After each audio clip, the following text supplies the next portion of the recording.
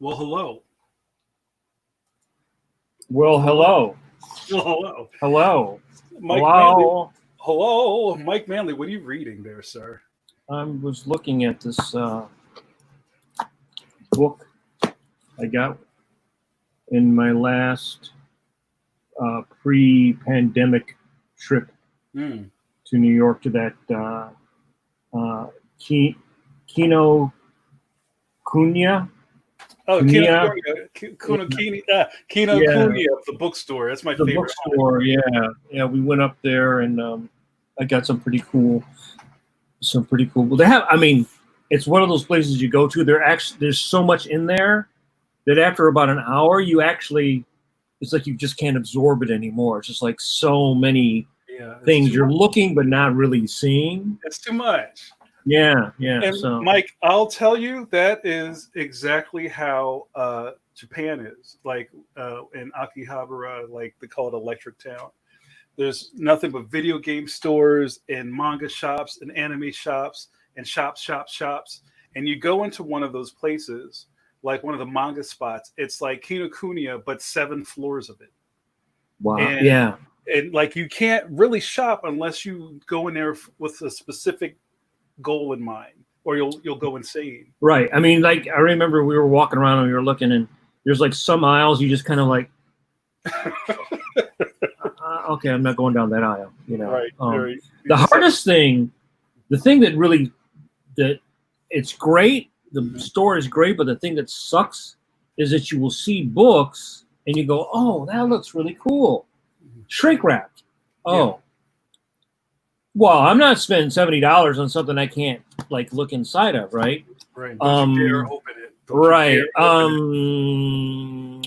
So some things are secretly opened. Some things you could take up, and the person who was working there would open them for you. Mm-hmm. And evidently, the publishers didn't want the stuff to be opened. Some of the stuff to be opened. Right. So I guess what I found out from that was that a lot of these books that I was looking at, if you go on YouTube, there are people that do flip. Yeah. So you go through and go, oh, okay. Because I mean, I probably dropped $400 that, which is really easy if they're $70, $80 a book, some of them. Right. But you don't want to buy something and it's like, 3 good pages and then the rest is like garbage. Japanese, which I don't read. You know what I mean? Yeah. The place is addictive. But you know what is also addictive? Pencil to Pencil, your favorite pandemic podcast. We're back, brother. I am Jamar Nicholas, Philadelphia's favorite son and cartoonist of letters, joined again by my good bud Mike Manley, modern master. But not a favorite of anyone. Come on, man. I'm a habitual non-favorite. Every time we go places, people line up to talk to you, and then you go, no. Those are what do you call it? Crisis actors. Yeah, exactly. Exactly. I have to start a Kickstarter to keep my crisis actors showing up at my conventions.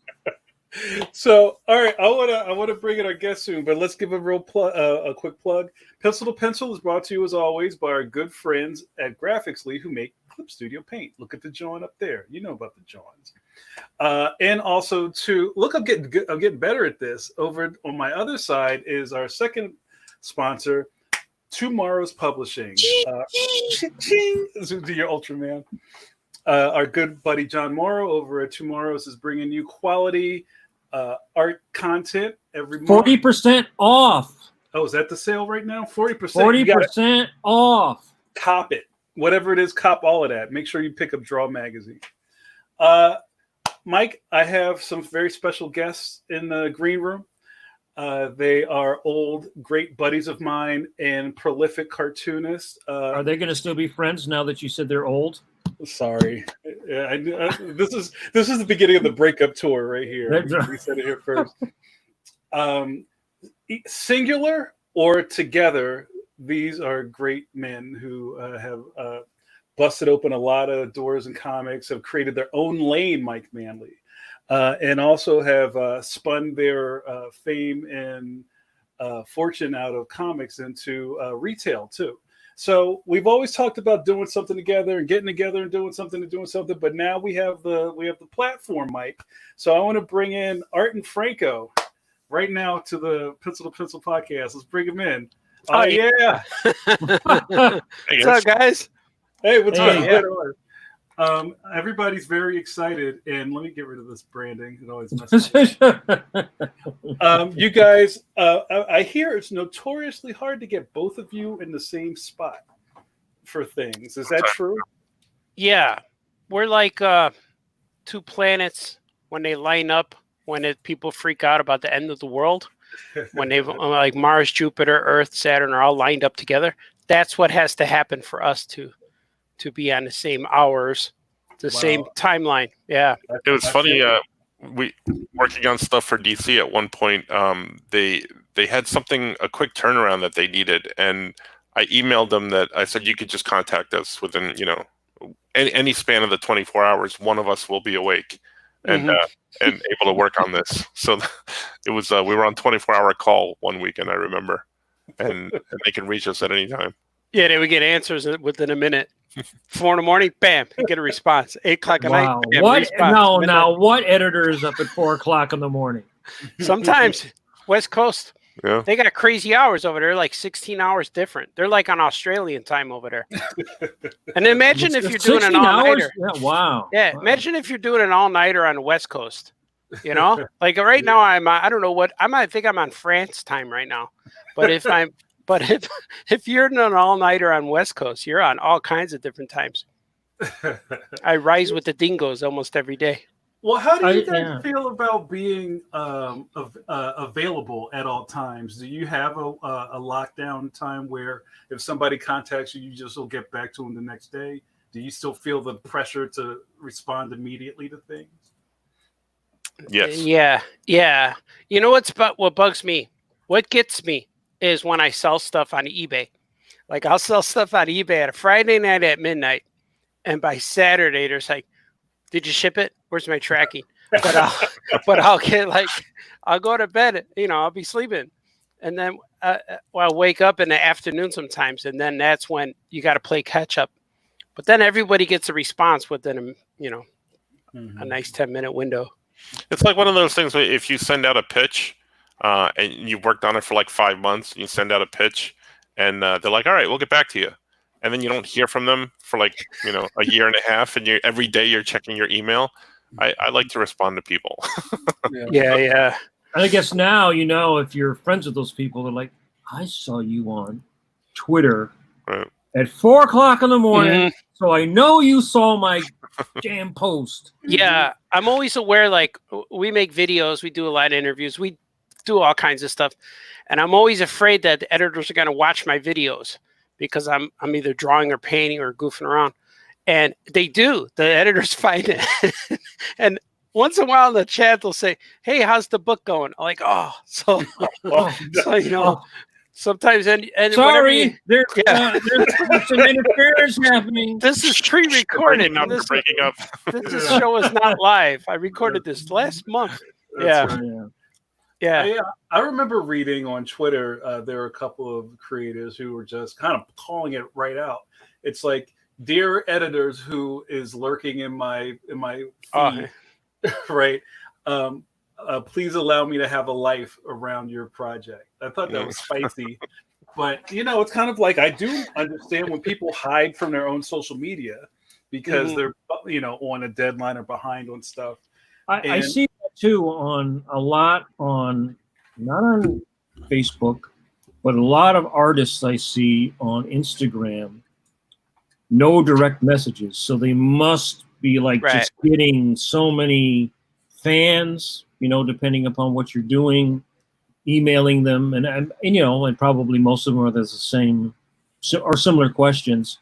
I notice that it's more female artists that say that than male artists, though. I embrace it all. I want everyone to come at me, all of it. Yeah. So I get messages from all over. But you know what I find strange is that when you're an artist with deadlines, you rather work on the other stuff before finishing your deadlines. I want to work on this cool thing, but then you can't, or you could, but you don't tell nobody, So you don't have to do radio silence until you get that page, get that stuff into your editor. They're like, It's like, wow, you just handed in 50 pages. You just started this last week, like, yeah, I've been working on it.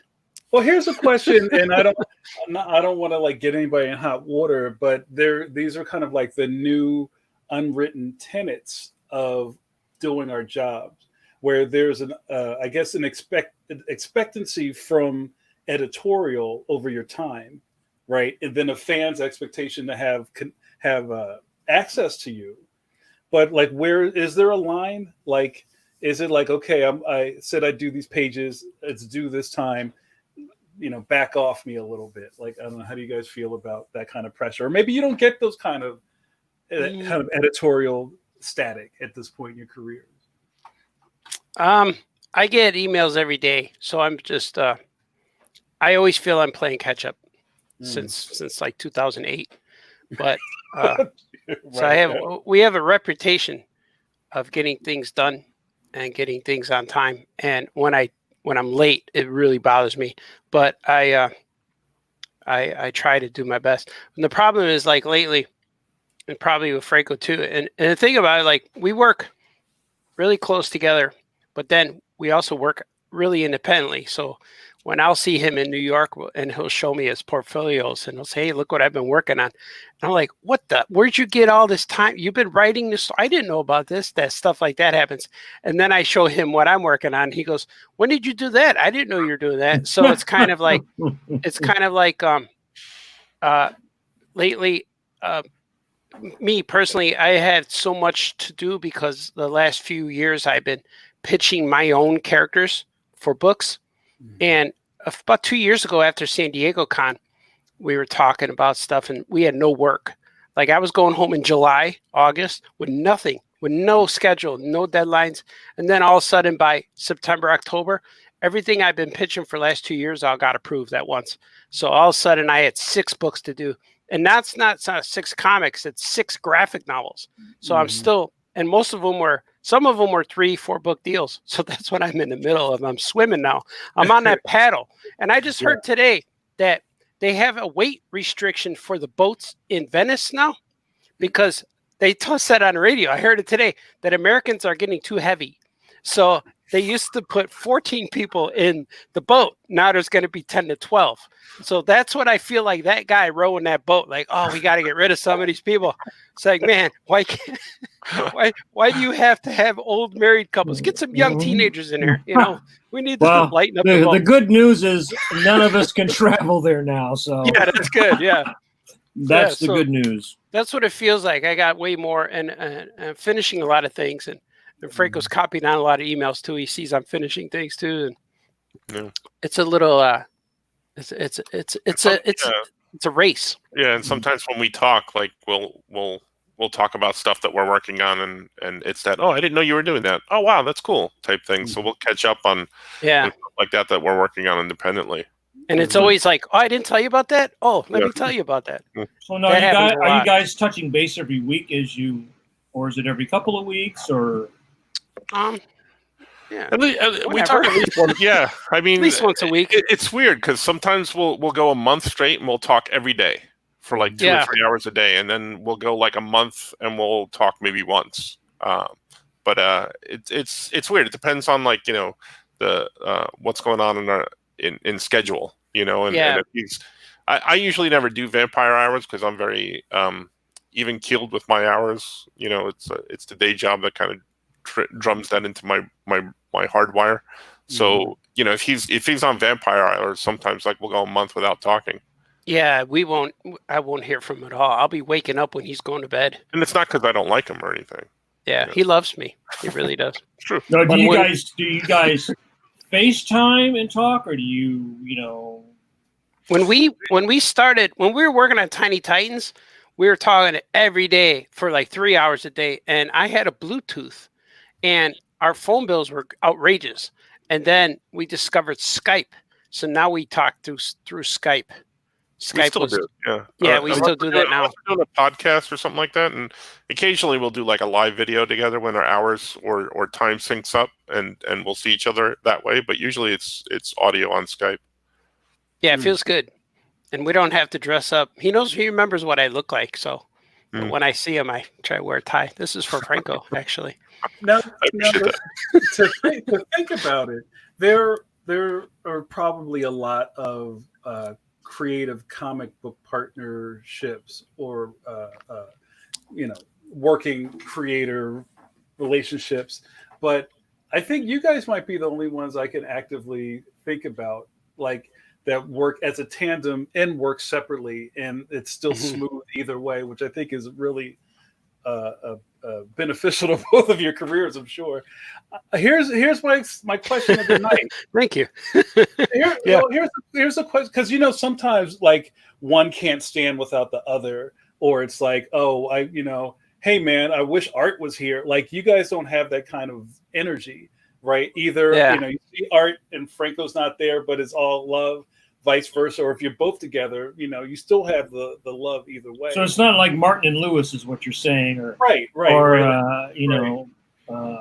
some old comedy team where they secretly loathe the other one. I think that's special. Well, my question of the night is: I have no idea how you guys met. How did you guys start making comics together? Oh, that's a fun story. Yeah, we were at a show in, I believe, Massachusetts. I think, and it was one of these bargain basement, nobody attending shows. Like a Holiday Inn show, or something. Where tumbleweeds were going by. So, I remember they didn't have an elevator. I remember we had to carry big boxes and carts down steps. I remember. Downstairs, yeah. So I was there and I was set up, and I was doing a independent book, but I was doing everything. I drew the thing, inked it, lettered it. I even edited the thing myself. Not very well, because this one guy was telling me everything he didn't like about the book.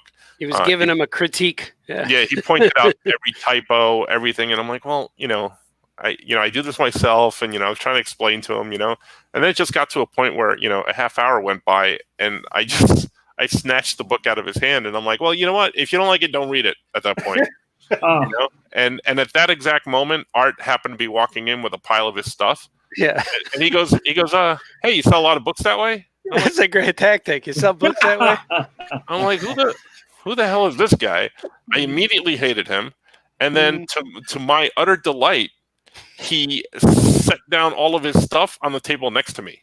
Yeah, and then he started to set up, and I'm like, this is going to be a great weekend. And after I set up, I got all my stuff up there, and then I look at his books, and he goes, and I said, can I read one of your books? And he went, he goes, I don't care. I'm like, all right. I read it, and I said, hey, this is good. And he looked, what? This is good. You want to trade? I'll trade you. And I said, how many books you got? He had like 8. I think I had 5, and he had 8. I said, I'll trade you 5 of mine for 5 of yours. And he's like, yeah, okay. And by the end of the weekend, I had all 8. But that was Weirdsville and Craybabies. Yeah. Like Craybaby Adventures and Weirdsville, yeah. And then it turns out, at that time, I was living in Connecticut. And I lived there for about 2.5 years. And then it turned out we were only 20 minutes away. He was in New York. I was in Connecticut, where all we had to do was cross the border to go to each other's houses.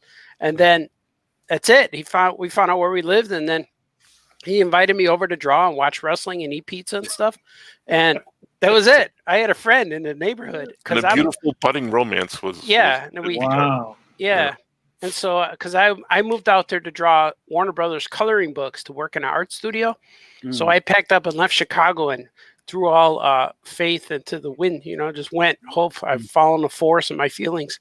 Yeah. I must do what was right, Obi-Wan. So I went there and I met Franco, and that was it. Wow. And then, and then we started because we were just, we always just goofed off, just made fun of stuff.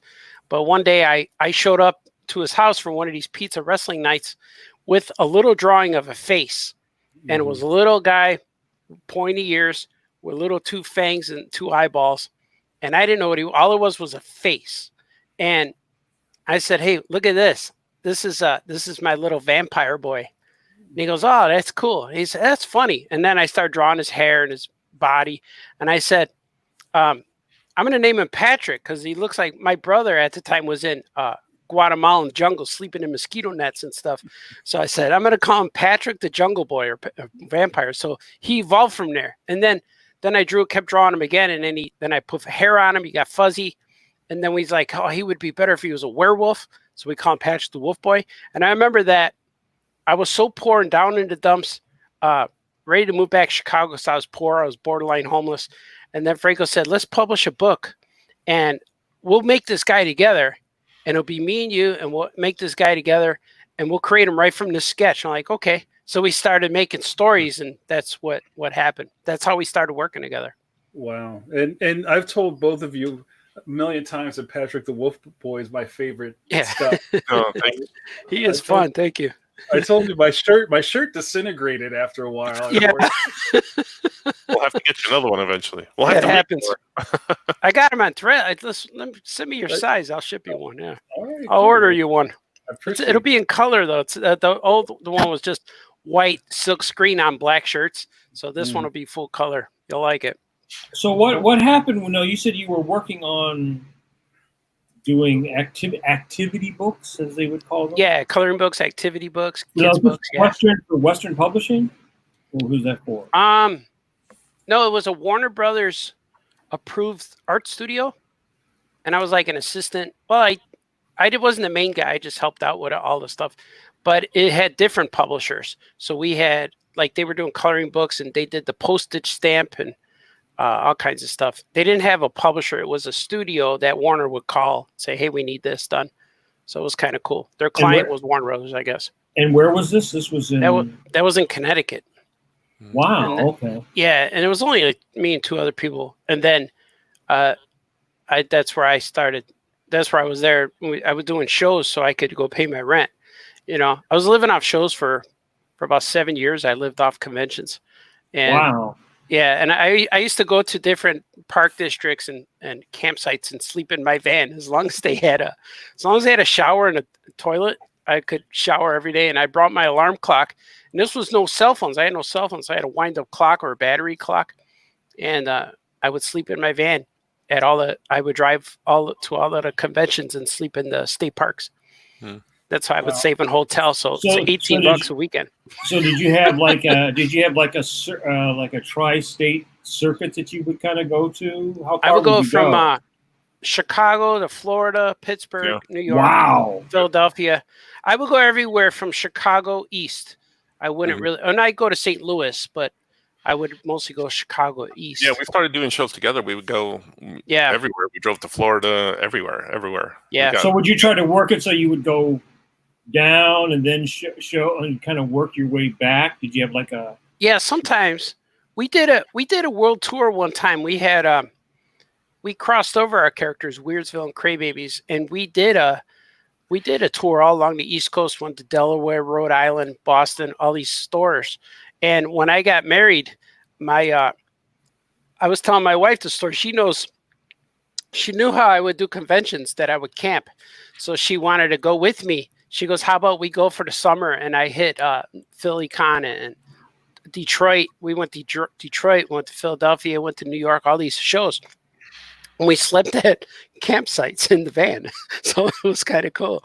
And so I went on a tour with her for 2 or 3 months. And that was our honeymoon. Because it was right after 9/11, we didn't want to travel. So we just drove all over the place. So yeah, I've done the tour. It takes a lot out of you, but you have to make sure you don't have a job at home waiting for you because you don't want to get fired. Or you just leave your job and go do that. That's usually what I would do. I just get in the car and leave. On the other hand, I had a job the entire time. Yeah. So what was your job the whole time? Well, when we were doing Patrick the Wolf Boy, I was working for family business. My parents had a restaurant, so I grew up in the restaurant business. But then eventually I got a teaching job. So I'm a high school art teacher. I've been a high school art teacher for 22 years. Wow. And still currently am. But yeah, I would do the shows.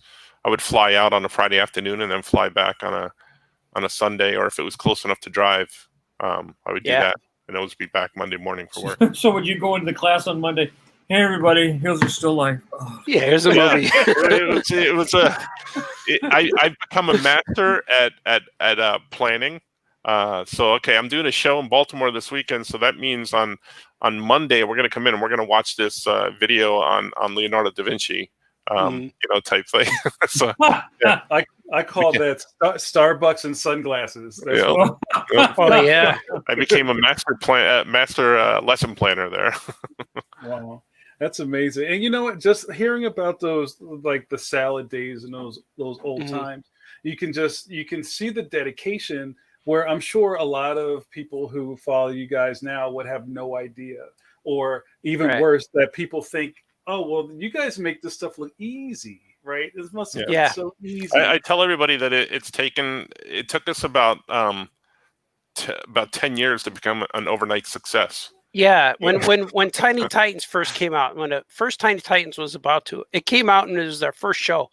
We were going to show, it was Wizard World Chicago, 2007, 8 or something. And before the show started, Dan DiDio from DC Comics took us to breakfast, and he warned us what was going to happen to our careers. He said, you're going to show up, you're going to be real busy, you're going to have a line of people, and people are going to claim you. They're going to possess you and claim that you are their artist. They're going to defend you. They're going to own you. And I'm like, no, that won't happen. He says, well, I'm just preparing you. And I'm thinking in my head that won't happen. And he was right. We showed up to the table and we wore our ties and our hats and stuff. And we had big straw hats and yellow shirts. And the line was forever. We were drawn constantly, nonstop. And it was overwhelming, and you get a little bit stressed, panicked, but we just calm and just go draw for every person, sign, and it was amazing. And people were asking, where have you been? Where'd you come from? And I told everyone, I've been in this artist alley since 1991. Yeah. I've been here for the last 15 years. I was going to say, the reason that you didn't believe it in your brain, and I didn't either, honestly, because we had been rejected by every major and minor company out there. Yeah, no one wanted us. Yeah, in the years that we were producing the book, Patrick the Wolf Boy was denied being shown in previews, and we went from getting kicked out of previews to hitting the cover of previews with Tiny Titans. Yeah. And that's a long story in between, but that's it got to the point where we're like, screw it, we're not gonna submit to these companies anymore. We're just gonna do what we're doing. But it was debilitating at some point, like at some points when you get news from Diamond Comics, which is the only distributor out there, and they tell you, guys, we're not gonna carry any of your products anymore. Yeah, you're not professional enough. You don't sell. Yeah, what do you do with that information? 9 out of 10 people would have quit at that point, or 8 out of 10 people, because Art and I didn't quit. We just we keep going. Right, yeah. Like that wasn't a roadblock for me. It was like, all right, how do we figure out how to keep going, how to get around that? It's it's a little bit what's happening now with publishers dropping out and all this stuff happening in these trying times. But I know that there's more trying times ahead, but we're gonna figure out how to get around it, and we're gonna keep going. And not to say that it wasn't. Yeah, not to say that it wasn't bad. I mean, at one point it got really, really bad. I mean, like where we were talking about quitting. It does get to the point where you're like. So you guys had that conversation, like maybe this will be the last thing. Or I mean, we had put in Weirdsville and Crybabies, and we were doing that, and we kept getting sales weren't great. Let's just face it, sales weren't great. We were selling well at conventions, and then when we decided to do Patrick the Wolf Boy, we had sent it in to Diamond, and they literally sent a letter to my house, and they said that we will never carry any of your products again. Your books don't sell. I was like, wow, this is pretty harsh. And I called up the Diamond rep, and I'm like, how do you send a letter like this to someone? It says that you're never going to carry anything I do ever again. And the guy gets on the phone and he goes, well, yeah, that's a little harsh. That shouldn't have come out like that. But basically, we're not going to carry your stuff. And Wolf Boy was our last one. Was our swan song. We're going to put this book out. print it, sell it, and then go home. Well, before was that, it, we had yeah. we had the conversation like, should Mhm. you know, the book is complete. Well, what do we do? Yeah, and, yeah. And you know, Art's like, well, I'm just going to go back to Chicago and drive trucks, you know, because that's Yeah. what I do. Yeah, And I know how to do. you know, I'm destined to work in the family business, and that's it. And then I said, you know what, we already paid for the publishing, and what we did was, you know, we had a good sit down, and we're like, you know what, screw it, we're not going to let this get us down. Mhm. We've been hand selling at shows for years. Let's keep doing that. So we went to Florida at MegaCon, Mhm. and we sold a ton of Patrick the Wolf Boy comics. We sold a ton of them. Boxes and boxes, yeah.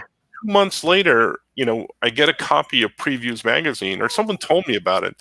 We get a copy of Previews magazine, and lo and behold, Patrick the Wolf Boy #1 is in Previews magazine.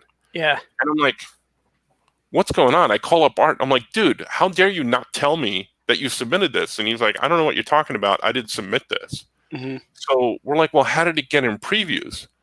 And I call the Diamond rep, and I'm like, how does Patrick? And it not only got in Previews, but it had a spotlight.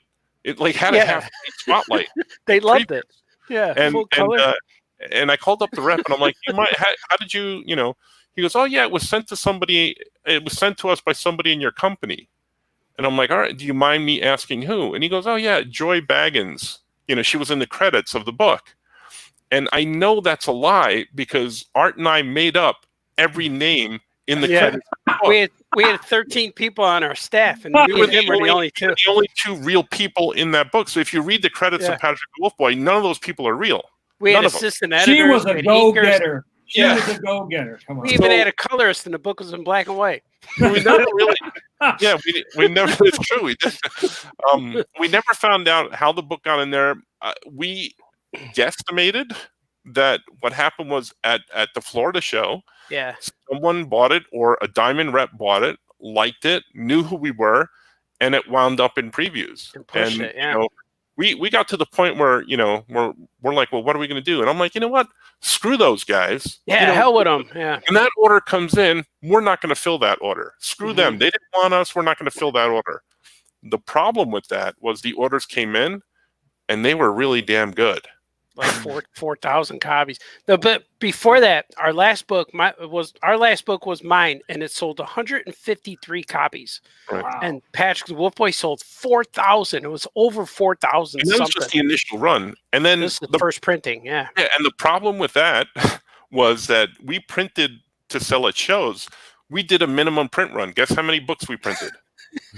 3,000 copies. No, we printed 3,000 because that was the minimum. The problem was we sold a whole bunch of them at MegaCon, so we didn't have enough to fill the order. So we had to get a second printing done to fill the order, and then it just took off from there. So there's at least 6,000 or 7,000 copies of Patrick the Wolf Boy out there. There has to be, maybe 8, even 8. I forget what we had. Our second order was 4,000. Yeah. So what year? What year? Because there's, you know, for the viewers, you know, there's a timeline of like the black and white boom. Yeah. Right, and then Capital City blew a tire. Yeah. And like everybody's numbers. Heroes World jumped the ship. Right. Yeah. And then within that time. Yeah, like within a period of like, because that's when I was publishing my stuff. It's like immediately your numbers were cut in half because like half the retailers were gone. Everyone was gone. And when I first started, I started in 1992. My first book came out in 92. And at that point, I had 9 distributors, and without Diamond. I never had Diamond until they were the only ones in town. But I would sell, of my Crybaby books, I would sell 3,000 copies consistently up until issue 5. And then when issue 6 came out, the orders went down at like 150. And then the next book was 80 copies. I'm like, how is this happening? Where there's only one distributor, it's the biggest distributor. But what would happen with like with Capital City, I would sell 1,200 books. Then Friendly Franks would order 700, and then Heroes World will order another 1,000. So I was selling them, and then when Diamond absorbed everybody, it just killed all of that. And not only that, but you put out a book and it would sell so much, and then you put out issue number 2 and the orders were like half what number 1 was, and then number 3, and that's what kind of killed us with Diamond, where we got that, it generated that letter. Right. So then we also learned our lesson. So we put out a Patrick the Wolf Boy number 1. Yeah. That's the only Patrick the Wolf Boy with a number on it. Everything else was a Patrick the Wolf Boy special. Holiday special. Yeah, Patrick the Christmas Wolf Boy special. Father's Day special, Patrick the Wolf Boy wedding special. Yeah. So we never had a number on it, and the numbers just stayed consistent, and we did well in the catalog. And that was, and Wolf Boy number 1 came out in 2001. We printed it in September 2000, but by the time it came out again, it was 2001. I think February maybe. But when that book came out, we're like, all right, we'll fill the order. And then we're like, well, this was going to be our last comic. What should we do? And we looked at each other. Let's make another one. So then we made another one. Sell another 4,000. Like, let's make another one. And we did about 3 or 4 books a year with Wolf Boy. And then we became masters of guerrilla marketing, because we would do all sorts of stuff. Like, you know the UPC codes, the barcode that's on them. We figured out that if we purchased those, it was a lot of money to purchase one of those. But then we found out you get 50. You get 5 for $500. I remember that. Yeah. If we use reverse psychology and shop put instead of shop lift, we would go to stores and we would put our book in the stores. And this way, if somebody picked it up and they scanned the barcode, it would generate in their system. They would see that it wasn't there, and then they would physically type in our book. They have to enter it, and then it would automatically regenerate an order. I used to get orders up until like 10 years ago. I got constant orders like every quarter from libraries and from other bookstores that would still order Patrick the Wolf Boy. Yeah, we would go to Borders and Walden Books and all these places and leave our book there. So, and then when they scan it and it's the last copy, the computer automatically orders 5 more. Yeah. So we would get our books in the stores that way. That's how we did. That's all changed since then, but it was I mean, we would go because there's no more bookstores. Right. Even Islands of Adventure at Universal Studios, Patrick Wolf Boy was in there because we would put it in there when we went there. So every bookstore that we found all across the Eastern Seaboard. You go to the Louvre, you go to the bookstore in the Louvre, Patrick the Wolf Boy. Yeah, every time we go to a convention, we fly there, we take a little package of books and go to all the stores and put 1 copy on the shelf. Vacation. We happen to be driving through somewhere. Hey, I never saw that bookstore. There's the Borders. Over. Quick, pop the trunk. That's what happened. So our books, and it was funny. True. That's what would happen. Yeah, I love it. And you know what? I wonder. Not that you were getting tips like this off the internet, but like there was no internet. Right. It's like when we all tell our stories about like before the internet and how you just had to be really savvy at stuff to make it before the internet. Right. But it's like I don't see that same kind of like gumption out of people anymore. You had to just figure it out. You don't need to do that anymore. You have the internet. It does it all. You can do anything on the internet. You don't need a distributor anymore. Right. You don't need to be in the well, we're finding that out. We're finding that out right now, because there's all these, I mean, there's literally hundreds of young cartoonists all over the world that are doing stuff for Webtoons or all these other various platforms, and you say Diamond distribution to them, and they're like, I don't know what is that? Yeah, they have no idea. And they have all these ways and networks, and from Twitter to Reddit to all these other various little groups of people that they use through their own networks that are growing daily to promote their stuff. That would have been a boon to you guys back. Because you're having to foot soldier everything. Yeah. I remember when I got email, it changed the game. 1998, I got an email account. I'm like, holy cow, things just got a little easier. You're able to reach out. Yeah, you're able to reach out to people instantly, and that was a big deal. It was so weird, but I no longer had to buy stamps. Dear Franco, I just bought your book. Here are all your mistakes. Yeah. That still happens. Here, just open this PDF. So one of the other things that I really enjoyed about you guys early on, and this may have been even before I really got to know either of you, is that at all the comic book conventions I went to, you guys had carved out an island for yourself somewhere on the floor. And, you know, if it was like kind of pre-Tiny Titans, that whole like wave of people, like after that happened, I hardly got to talk to you guys anymore because you're always busy. But before that, you created busyness, because I remember one of you guys, I don't know if Art or Franco or either of you started this, but you would do sketches for $1. Yeah. Like crayon sketches. Yeah. And you would have a line, and every kid's got $1 at the comic book convention. Right. And the kids would be lined like twice around your table. Yeah. And just like, I want Mary Jane. Well, yeah. Don't give us a lot of credit, because a lot of this stuff we stumble across. You know, we were at Art's house at a Chicago Wizard World show. It was him and our buddy Jamie Cosley, and we decided to see who could draw a superhero the fastest. So we'd yell out a name like Superman, and the three of us would draw as fast as we could a Superman or whatever. I remember the very first. You remember that Greg Capullo character, the Creech? You remember that? Yeah. He was the first one we drew, because we were like, he had just come out or he was debuting or something was happening. And we're like, let's draw the Creech, and we drew. I mean, he was all weird looking and stuff like that. And then, and then we just did that for like the next hour, and we drew on backing boards, and we had a pile like this stack big. of them, yeah. You know, and then we're like, well, what are we going to do with these things? You know, and I said, I'm taking them to the show tomorrow, and I'm going to sell them. Sell them all for $1. We took them to the show. How much sell them? We're going to sell them for $5, except for the Creech. The Creech was $5. Yeah, because that was the beginning. They were all $1 started for the Creech. And we put them on the table, and we thought it was just like a big joke. And to our amazement, we sold every sketch. They were gone. They were gone within hours. And you know, we're just looking at each other like, well, we should do this again. We went through a whole package of backing boards, so that's 100 sketches.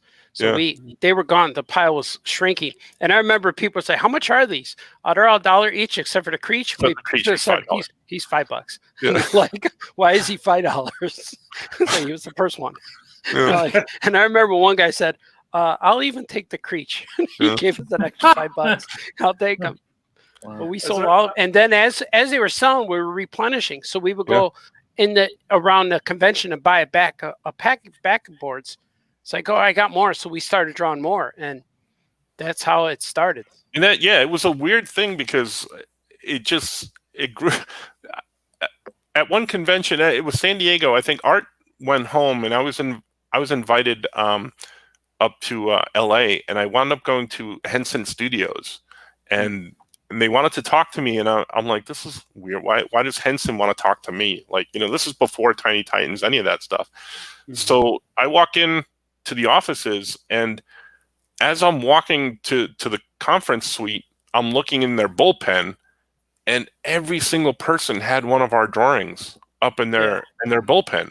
And that happened at a lot of different companies. Like, you know, the first time we went to the DC offices in New York, like half the editors there had one of our drawings on their wall, and it was freaky. Like that's something you don't think about, you know. But the thing about it too is when you're drawing for someone, you don't know that person's an editor.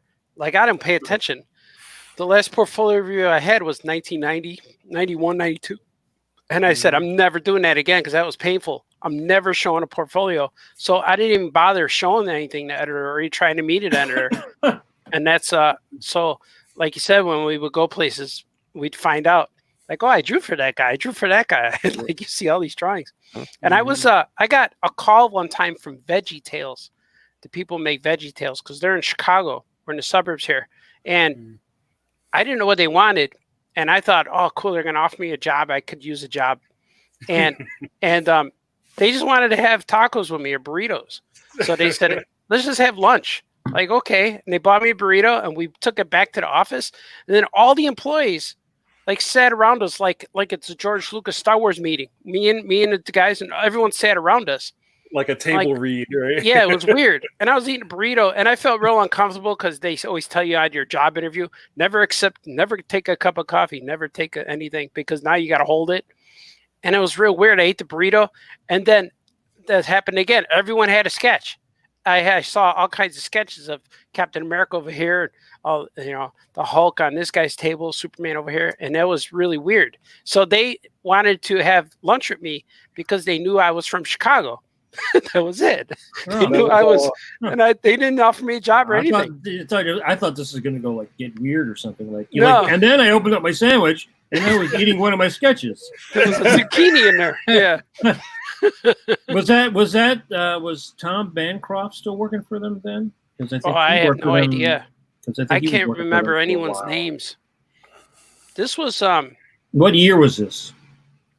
Had to been early 2000s because it was. Okay. I was still newlywed, and I had a baby boy at home, so it had to been around 2003, 2004. I mean that's actually a good thing. I always tell younger artists is that you always want to try to make a good impression because you meet somebody today, you don't know where that person will be 5 years from now. Yeah. Right. And our people that I started working with in the mid 80s, they're like all over. Even guys I worked with on the Superman and Batman cartoons are all like this guy's at Pixar, this person's over here, this person's over there. And that builds your network. And then that network continues to expand. Yeah. And I think the thing is now it's even easier for that to happen because of social media. In the old days, you would go and you would meet somebody, but then you might not see them like Art, I haven't seen you since 1994 or something like that. And I remember you with your beautiful long hair. Yeah. Mm-hmm. So, yes, lustrous. Mm-hmm. You're a rock star. So silky. Yeah. Whip your hair. I have some questions, you guys. I have a couple questions from the chat room. Oh, yeah. And thanks, you guys, for coming on. I'm having a lot of fun. Oh, yeah. So this is one of my good buddies, Britt. Britt is a big fan, and Britt has a couple of questions, so we'll try to break this down into chunks.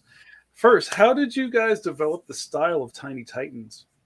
Then second would be, what were your inspirations, hiccups?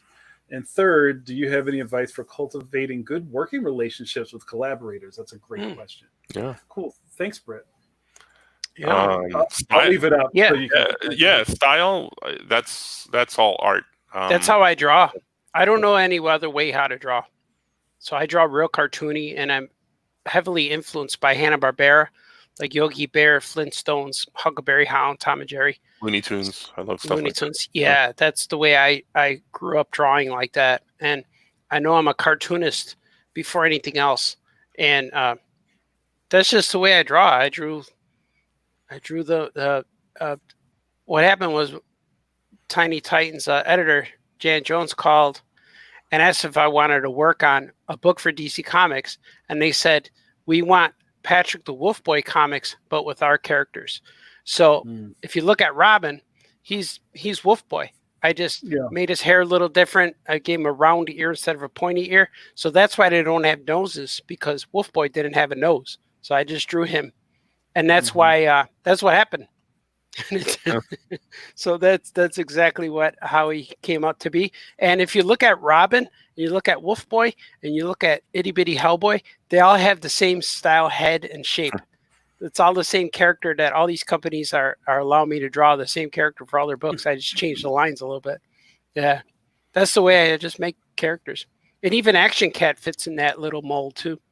And I always know that a small, vulnerable character with a large head, people like them. People feel for that character. So that's just what, I don't know. That's just how it's real natural for me to draw that way. Do you think that's the cute baby proportion, sort of it's kind of like Dennis the Menace is kind of has that same that and same Charlie proportion. Brown has that. Yeah, it is. It's a little kid proportion, and I know that a lot of companies always make them into babies. Like they made the Flintstones into babies, and they brought Scrappy Doo. But I feel like that's not what we do. It's kind of like we're more like Peanuts versus Muppet Babies, So it's kind of different, right? But I don't even think about that they're babies, because they're really, some of the characters are smart alecky and stuff, and Robin's always the butt of the jokes and stuff like that, and Beast Boy's always screaming with Wonder Girl always has a big mouth, Lucy. Yeah. So I always thought that was who she was, kind of like. Yeah. And were you guys into that stuff as kids? Yeah, Were you big into like Mhm. Peanuts and? Yeah. Yeah, it's awesome. Peanuts and Calvin and Hobbes and all that Yeah. stuff. I was a big Heathcliff guy. I love Heathcliff. Heathcliff is underrated. Yeah. Yeah, he's the best. He's better than Garfield. Looney Tunes was a big influence of mine. Yeah. All of my life, when people ask me, just a casual question like, "Who's your favorite actor?" My favorite actor, my response is always Bugs Bunny. Yeah. And they're like, "Oh, he's not real." I'm like, "To you, to me, he's real funny." Yeah, He's got a whole range. He sings opera and he hits guys with frying pans. It's awesome. Why did you hit me in the face with the custard cream pie? That's one of the things I always say to the student. If I would say like the names of characters, but you're thinking of them as a real person. If you say Popeye, you don't think of the drawing. You think of, Right. or Homer Simpson. You think of him as like you would think of your uncle or He's like a real guy. person. Yeah. Mhm. And I said that's the magic of a really great actor Mhm. Yeah. and a really great cartoonist or animator work together, and they create something that cannot exist independently. Right. Mhm. I think know the what I mean? best example, modern age probably of all time, is the opening 7 minutes of the movie Up, where they showed you that couple with no words at all, and you understood them. And by the Stop it, 7 you minutes, make me cry. yeah, you were crying. In the opening scene of the movie, you're crying, and now you're invested in the character, and that was brilliant. I don't know any other movie that's better than that, besides the Lois Lane Superman rooftop scene. But that was good too. So I want to see if we can answer Britt's last question. Yeah. How do you have any advice for cultivating good working relationships with collaborators? And you guys would have a perfect answer for that. I'm assuming. Yeah.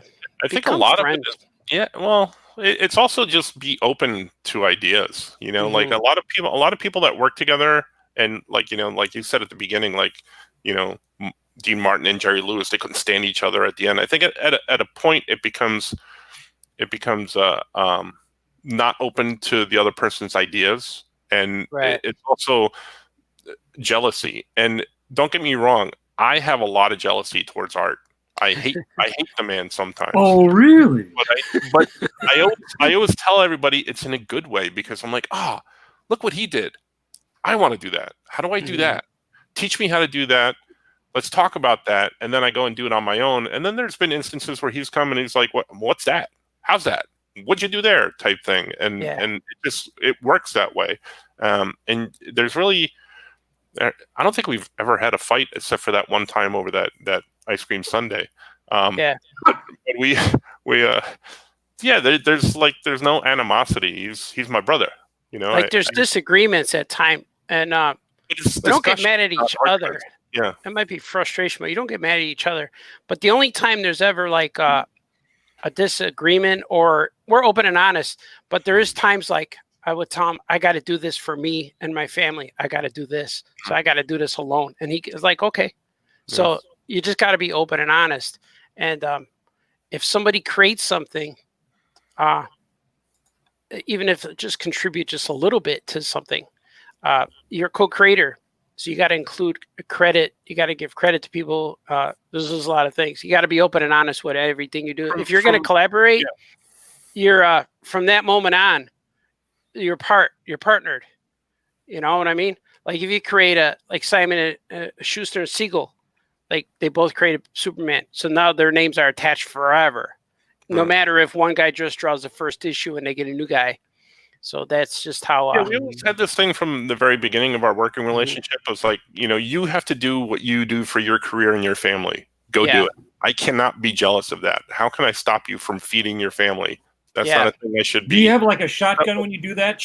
I gotta go do this for my family. Are you sure? but the other flip of the coin was, if you can go somewhere or do something, if you could take the other guy with you, do it. If you can't, it's understood that you can't.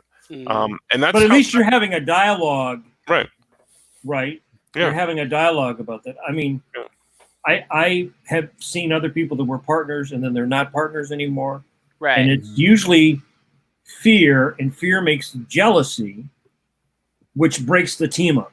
Right. It leads And to then the later dark side. on, they're like, "Oh man, I was just really afraid that." Yeah. Or you were going to rip me off, or you were keeping secrets from me, or stuff like that. Yeah, we just. Have you ever? Yeah, I'm Have you- upset. I'm upset and happy at all of his success. You know, because like Have I you want to do that too, but hey, let's do this together type thing. Yeah. Mhm. have you ever had anybody try to wedge you guys apart, or get it, or try to figure out how to horn in on your deal as a partnership, or want you to? You have like there's the been- devil on one shoulder and the angel. He's poison. There's been a little bit of really. that, but I think I think we've always been like open and honest with each other, and we've always discussed everything. So there's nothing that's ever really come between us like that. Well, so once in a while, people ask me, "What does he do?" Like that, and then I'll tell them, and then they'll like, "Oh, okay." So that, but not too often. No, not. And maybe comic books is a little bit different too, because you guys, you're not even like in the same city. You're collaborating creatively, where I think in a lot of other showbiz cases, or even the case of like Jack and Stan, each one sort of had a camp, and the people in that camp kind of fan stuff, so that eventually, we got people telling Kirby, and people telling Stan, and you guys don't really have that, because in show business, once it gets to that point, it seems in show business, it's hard for people to stay friends because you have that crazy circus. You guys don't have a crazy circus around you. We I do. don't think so.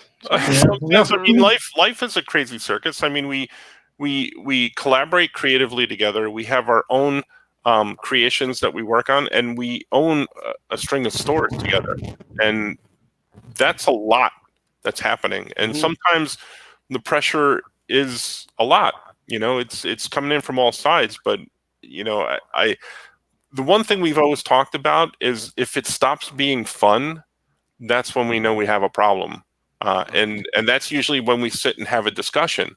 And we say, well, this isn't fun for me. Let's talk about how we make it fun. How do we get back to that? And that's always been a thing that we've been able to do and talk about. We surround ourselves with a lot of good people at the stores and the projects that we do. But we've always been able to have a discussion, and I think that's the real key to why it's lasted so long. If you want to do it, you'll figure out how to do it, and if you don't want to do it, or if it hurts, you're going to find yourself not wanting to do it. So you eliminate the pain and go with the positive. And we've just figured out how to do it. I don't want to do anything else but what we're doing now. Stores, comics, publishing. I want to do all that. Well, I want to get to the store stuff, but I have another question from the room. Yeah. My good friend J. Robert Deans. Everybody knows JRD. Yeah, I saw that before. What up, man? He actually put this in early. He was camping outside before the podcast started. JRD says, how do you figure out who handles what ahead of time? Do you write back and forth until a story is done, or does one write a draft and then the other punches it up? My question applies to both writing and artwork. Cheers, gents. Oh, yeah, man.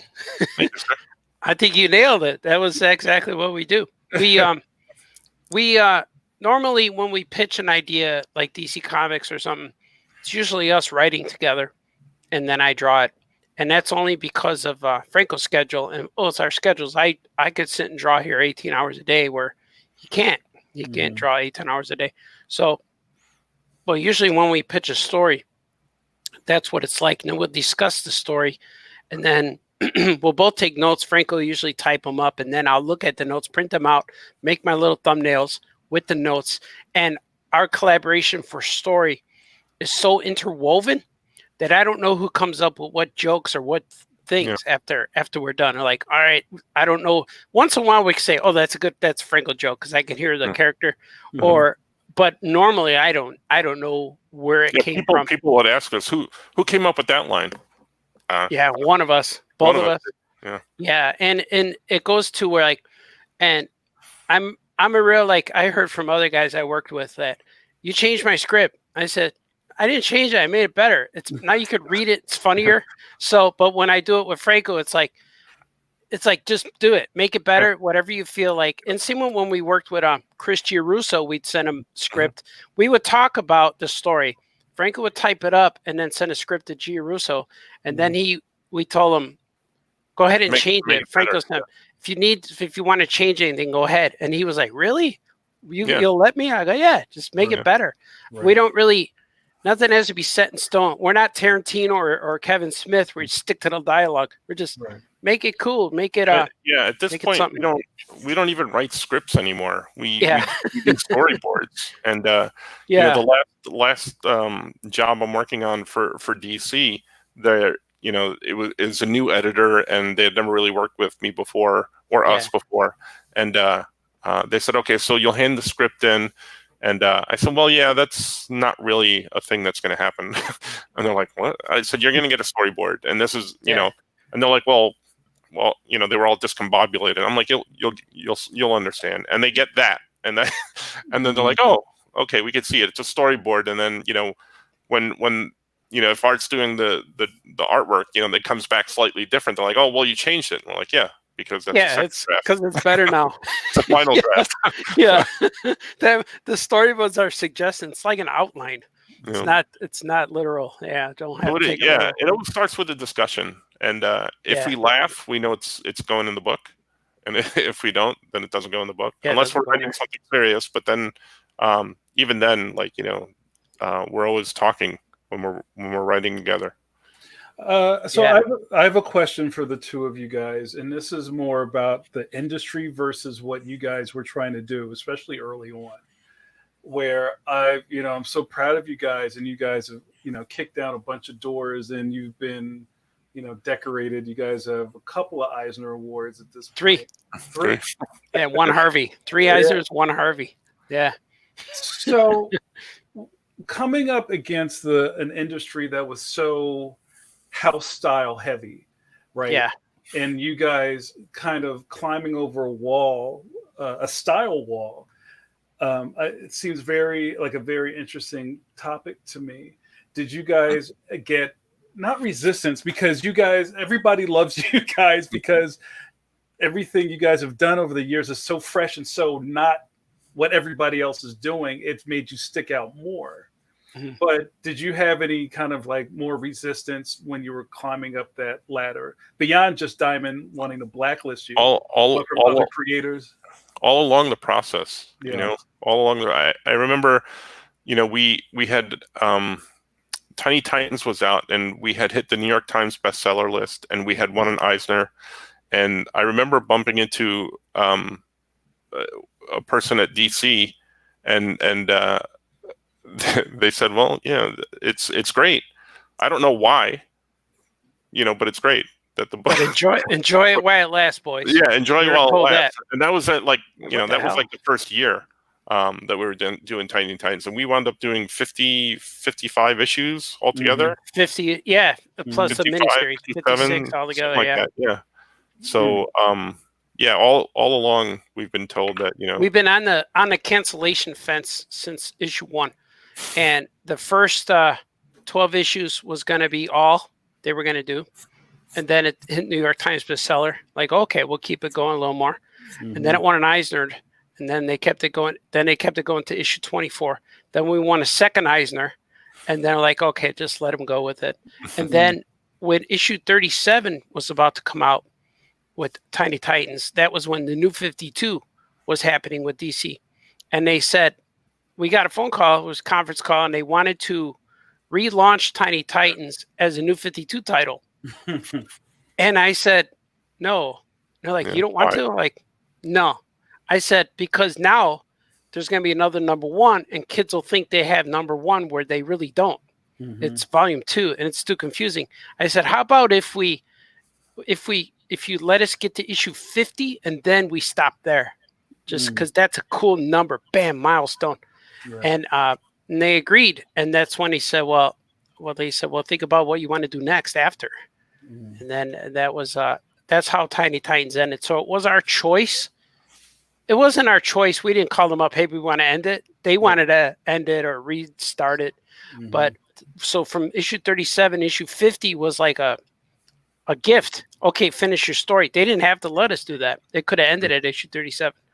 But I said, no, that's weird, man. Come on, give us 12 more or whatever it is, 13 more books. And they did. And that was cool.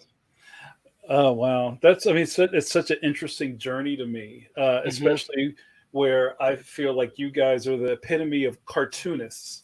Right? Yeah. I do, right? It's you guys showed up with a fresh thing that only you guys can do.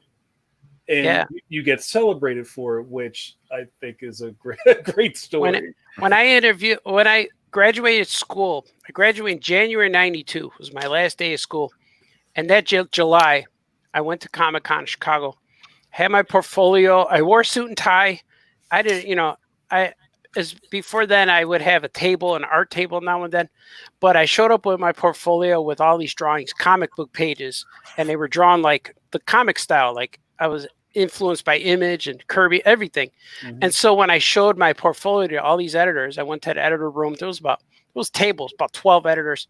Went to each table and I got shot down. I got destroyed by each editor telling me to go back to school, go learn how to draw. And I have my Bachelor of Arts degree. I just got it. I just finished college. And they said, you need to go back to school, learn how to draw. This is not for you. And I'm like, man, this sucks. And so I wasn't aware of self-publishing. I just said, I want to work for DC. I want to work for Marvel. I want to do this. So when I went to my last guy was Bob Harris, was editing, I think it was Marvel at the time. And he looked at my portfolio and he told me, why are you trying to draw like everyone else? I'm like, what? I said, because that's what comic books look like. He goes, no, what do you draw like? I'm like this. He goes, and at the time, all the time, I still do. I had my sketchbook was under my arm, tucked under my arm. He says, what's that? I said, it's my sketchbook. He goes, can I see that? I'm like, sure. And he opened it up. And it was filled with all these doodles and cartoony characters and all these little animals and all kinds of things. And he said, you're a cartoonist. Why are you trying to draw like Jim Lee when you should be doing your own comic? I'm like, really? He goes, go publish your own damn comic. That's what he said to me. I'm like, oh, wow. And the light went on. And I never went back to a portfolio review ever. That was 1992. And I drove home because my brother was with me. And I remember being... You know, when you're so happy, you start crying. I was angry because I was crying, but then I got happy. And I said, and on the way home, like, you know what? I'm going to get a table next year. Next year, I'm going to get a table. And I'm going to just do that. And I'm going to publish comics and sell them at my table. And that's what happened. And it's cool because Bob Harris is now my boss at DC Comics. And I tell him that story once a year. And this last time, we were at a book show in Denver. And we had to walk to the restaurant. We all met in the lobby. And I said, he goes, hey, I want to walk with you. I'm like, okay, come on. He goes, I want to hear that story, but I want to take our time and tell me all the details. So I told him it took like 20 minutes. We got to the restaurant last, but I told him everything. He goes, really? And I had the guy, like, I touched his heart with that. He goes, wow, now I'm your boss. I'm like, yeah. So that was real cool. He goes, you made it. You did your own damn comic and never looked back. I said, no, that was it. I can't draw like everyone else. So I just draw the way I know how. Yeah. I have a question for Mike. Mike, who me? So, Mike, how do you interpret, especially after all the years of teaching that you've done, and you've seen so many different students, and you've even just poured over so many different cartooning styles? How can you pick out a raw talent from just the sea of stuff that you might see over your desk? I think when you meet when one zealot meets another zealot, you know that you've met another zealot. Mm-hmm. And it's very apparent right away because it's not the motor mouth in the class that's telling you what they're going to do and all that stuff. It's the weird or the quiet person sitting usually in the back of the room, and their sketchbook has all kinds of really weird creative stuff in it. Not the same little anime head or the same drawing of Wolverine, because you see, tons and tons of that, right? And because most people, let's face it, if there's 100 people, one will be a cartoonist, which will go all the way through. There'll be 10 that have potential, right? And the other people are hobbyists. They like it, they enjoy it, like they might like having a model railroad. So I usually can tell when I see, that's why I always like to see people's sketchbooks, because you see the real person inside. And if all you see is just regurgitating of stuff you've seen, the chances are for that person that it's less. It's not impossible, but in my experience, it's less, because you can have a weird idiosyncratic style that's not perfect, or not, say, traditional mainstream, right? And that's only one part of being successful, is being, if you want to work for Marvel or DC, you got to kind of do stuff that works for them, right? But there's a lot of other parts of cartooning. It's a very broad, and I think that's one of the things that, especially now, even broader than when you guys are coming along, because it's funny that you mentioned that story, because that's what happened to me. In 83, I went to the Chicago Con and I took 2 sets of samples, my Batman samples, which nobody gave a crap about. Yeah. And then this other sample, there was this like anthropomorphic police dog, and everybody loved that stuff. And that's the stuff that led me to getting work. I was thinking, that was you. That was all you in there. That's why. Yeah. Right. And I thought, well, everybody's going to want to see the, because Batman's like, that's real cartooning. And because there's always has been this, maybe not now, but I always sort of felt that even though I loved cartoons and loved Chuck Jones and like that stuff is so buried in my brain, the Hanna-Barbera, all that stuff I grew up with, Mort Drucker. I loved all that stuff. Yeah. But it sort of felt like if you were going to work for comics, the mainstream guys, it had to look at like some version of Buscema or Kirby or Neil Adams or something like that, because that's what you saw. And you didn't see cartoony stuff. You didn't see anything that looked like that, right? And there has always been a little bit of not in comic strips. I think it's almost reversed. But in comic books, it's like cartoonist is a bad word. Yeah. Like Jack Kirby was a cartoonist. Yeah, he was. Right. He was one of the most creative artists ever and one of the greatest artists of the 20th century. And he would call himself a cartoonist. Yeah. Right. But that was a time at which I think was associated with newspapers before anything or else. Like it's not real. Like if you don't, if you're gonna draw that arm, the hair on Wolverine's arm, that's fucking real, man. Yeah. Things on it, that's not some baby shit like Richie Rich, right? And I always felt that there was this sort of prejudice within the mainstream. I think even with the success of guys like Bruce Timm, everybody loves those shows. Right. But there's a certain percentage of people that would prefer it if it looked like Alex Ross. Right. Right? Oh, yeah. We get faced with that now and then. People always ask me, they ask both of us, you guys ever gonna write, like something real comic for like the mainstream? And like, and my answer is, we do. We do. And they're like, we then people ask me, well, is your Superman the real Superman? Like, yeah. He's got a red cape with the S on his chest. He's Clark Kent. He knows Lois Lane. Yeah, that's him. And they're like, well, where are your books? I'm like, in bookstores, Super Pet Books. He's in all the books. And then it's funny, like when people ask you, oh yeah, you work on DC Comics. Who do you work?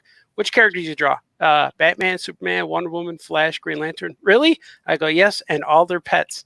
And they're like, oh, cool. So it's real. We're constantly approached with that. When are you going to draw the real? Do you ever want to work in the real DC universe? Right. Like, I already do. Like, what is this? Is not DC universe? Yeah, we already do. I had a Marvel editor tell me that working on Conan or working on war books was not really like working in comics because it was not continuity. And there was that time at which, like the older generations of guys with different stuff was kind of looked down on, especially right in the beginning when the Image stuff, in the last year or two before the Image stuff really took off. There was definitely a different sentiment within the business, within editorial, because they're like, oh, this stuff is selling. We need to make everything look like, Todd or whoever was the hot guy at the moment. Yeah. And so you would kind of get a lot. You would know that the pressure was there. When they would get that guy to draw the cover of your book, what are they telling you? Mm-hmm. Your cover sucks. This guy's cover, right? This guy will sell more. Yeah. Right. Yeah. And so, there was definitely I have like separate eras of my career, because at the breaking in, then being in, and then everything changing, and then completely getting out into animation, and then now coming back in and doing strips and stuff and doing my own stuff. It's a very different time, and now it's a very inclusive time. Mm-hmm. I would say in the last 5 or 6 years, would you guys say it's much more inclusive of diverse styles than it used to be 10 years ago even? There's definitely a lot more variety of comics out there for everybody. I mean, because you guys have your stores, so you guys have seen. How long have you had your stores? Since 2012. Yeah. So you have seen a difference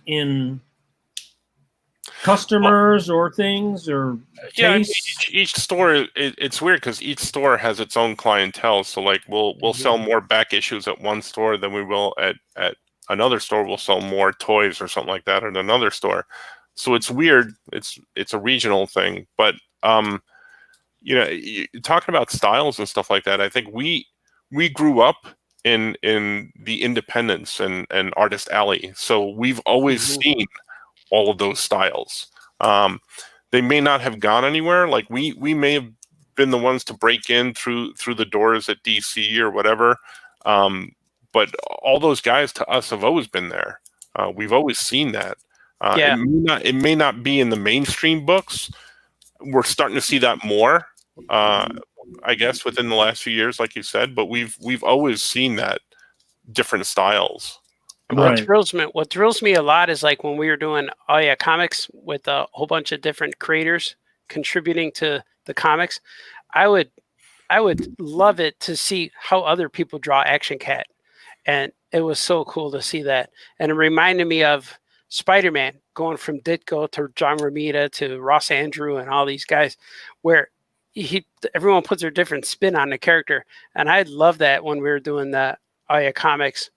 That was one of my biggest thrills, seeing what people do. And I think people that read comics could see the difference between, Ditko and Romita and stuff like that. So, like, us as comics aficionados as we are, we could spot that difference a mile away. Somebody else who doesn't read them and it's just Spider-Man. That's just another Spider-Man. It's another Spider-Man. They all look the same to them, but we can tell the difference. So to us, there's always been different styles, I guess. And the cool part too is like, since we've been doing so many books, we worked with DC, Dark Horse, Dynamite, anyone who starts with D, Devil's Due, but Disney, I did Disney. To George Lucas, no, not yet. George. But anytime we do comics and kids read them and follow what we do, we'll get sketches, we'll get fan drawings of all different characters on one sheet. Like they'll have Robin and Itty Bitty Hellboy and Action Cat all teamed up, and Crypto the Superdog, and the kids don't know the difference between companies and universes and all this stuff. They just see the Baltazar and Franco universe, and they're I'm going to put all these characters because these are their characters. Here's what they make. So it's kind of cool to see that. When the kids I think kids do that. I mean, we did that as kids. You had because I had G.I. Joe, but I never had the cartoon, right? Because I'm right. So my G.I. Joe played with Captain Action, and we made up our own. Yeah, that's cool. Stories with whatever other toys you had, right? You invented the whole thing. So it wasn't like, well, no, I have my Star Wars toys, so I'm going to repeat what I saw. Yeah. I had to make it up. And I've taught little kids a couple times, and that's true. They just sort of like everything is liquid. They just put like I'm gonna put Yeah, it's all the one together. Yep. yeah. So they would put like Hellboy with SpongeBob, and that like totally worked for them. Yeah, and that's cool. When growing up too with Mego action figures, I was able to do like they had DC, Marvel, then there's Star Trek Aliens, Right? and Yeah, Planet of the yeah. Apes. So we'd make them all fight. I had in my Legion of Doom had Green Goblin, Joker, Urkel from Planet of the Apes, and Neptunian from Star Trek. That was a Legion of Doom. Those are the bad guys I had, and they would fight the Hulk, Superman, Justice League had Green Arrow, and Falcon and Spider-Man were best friends. So then I didn't know where the Falcon. I didn't know if he was DC or Marvel. So I thought him and Green Arrow looked cool together. So they were friends, and it's just so much fun to do that. Yeah, guys, I have another question from the room, and then I want to talk about your shops. Yeah, I'd like to get the origin story on that. So our good friend Fletch, what's up, brother? Fletch. Oh yeah, Fletch. Says, how do you think things like Kickstarter or Indiegogo would have changed things for you if it was around when you were starting out? That's a great question. Wow. Thank Fletch. Yeah, we did a Kickstarter actually for when comics. You were going to ask about the stores, and we decided we were going to have a bunch of characters related to the stores, and that was always the idea, and we were going to publish our own comics. But in order to do that, we did it as a Kickstarter, and I backed that. Yeah. Well, thank you. Yeah. Hopefully you got all your books. Did you get them all? Yeah. All right. Yeah.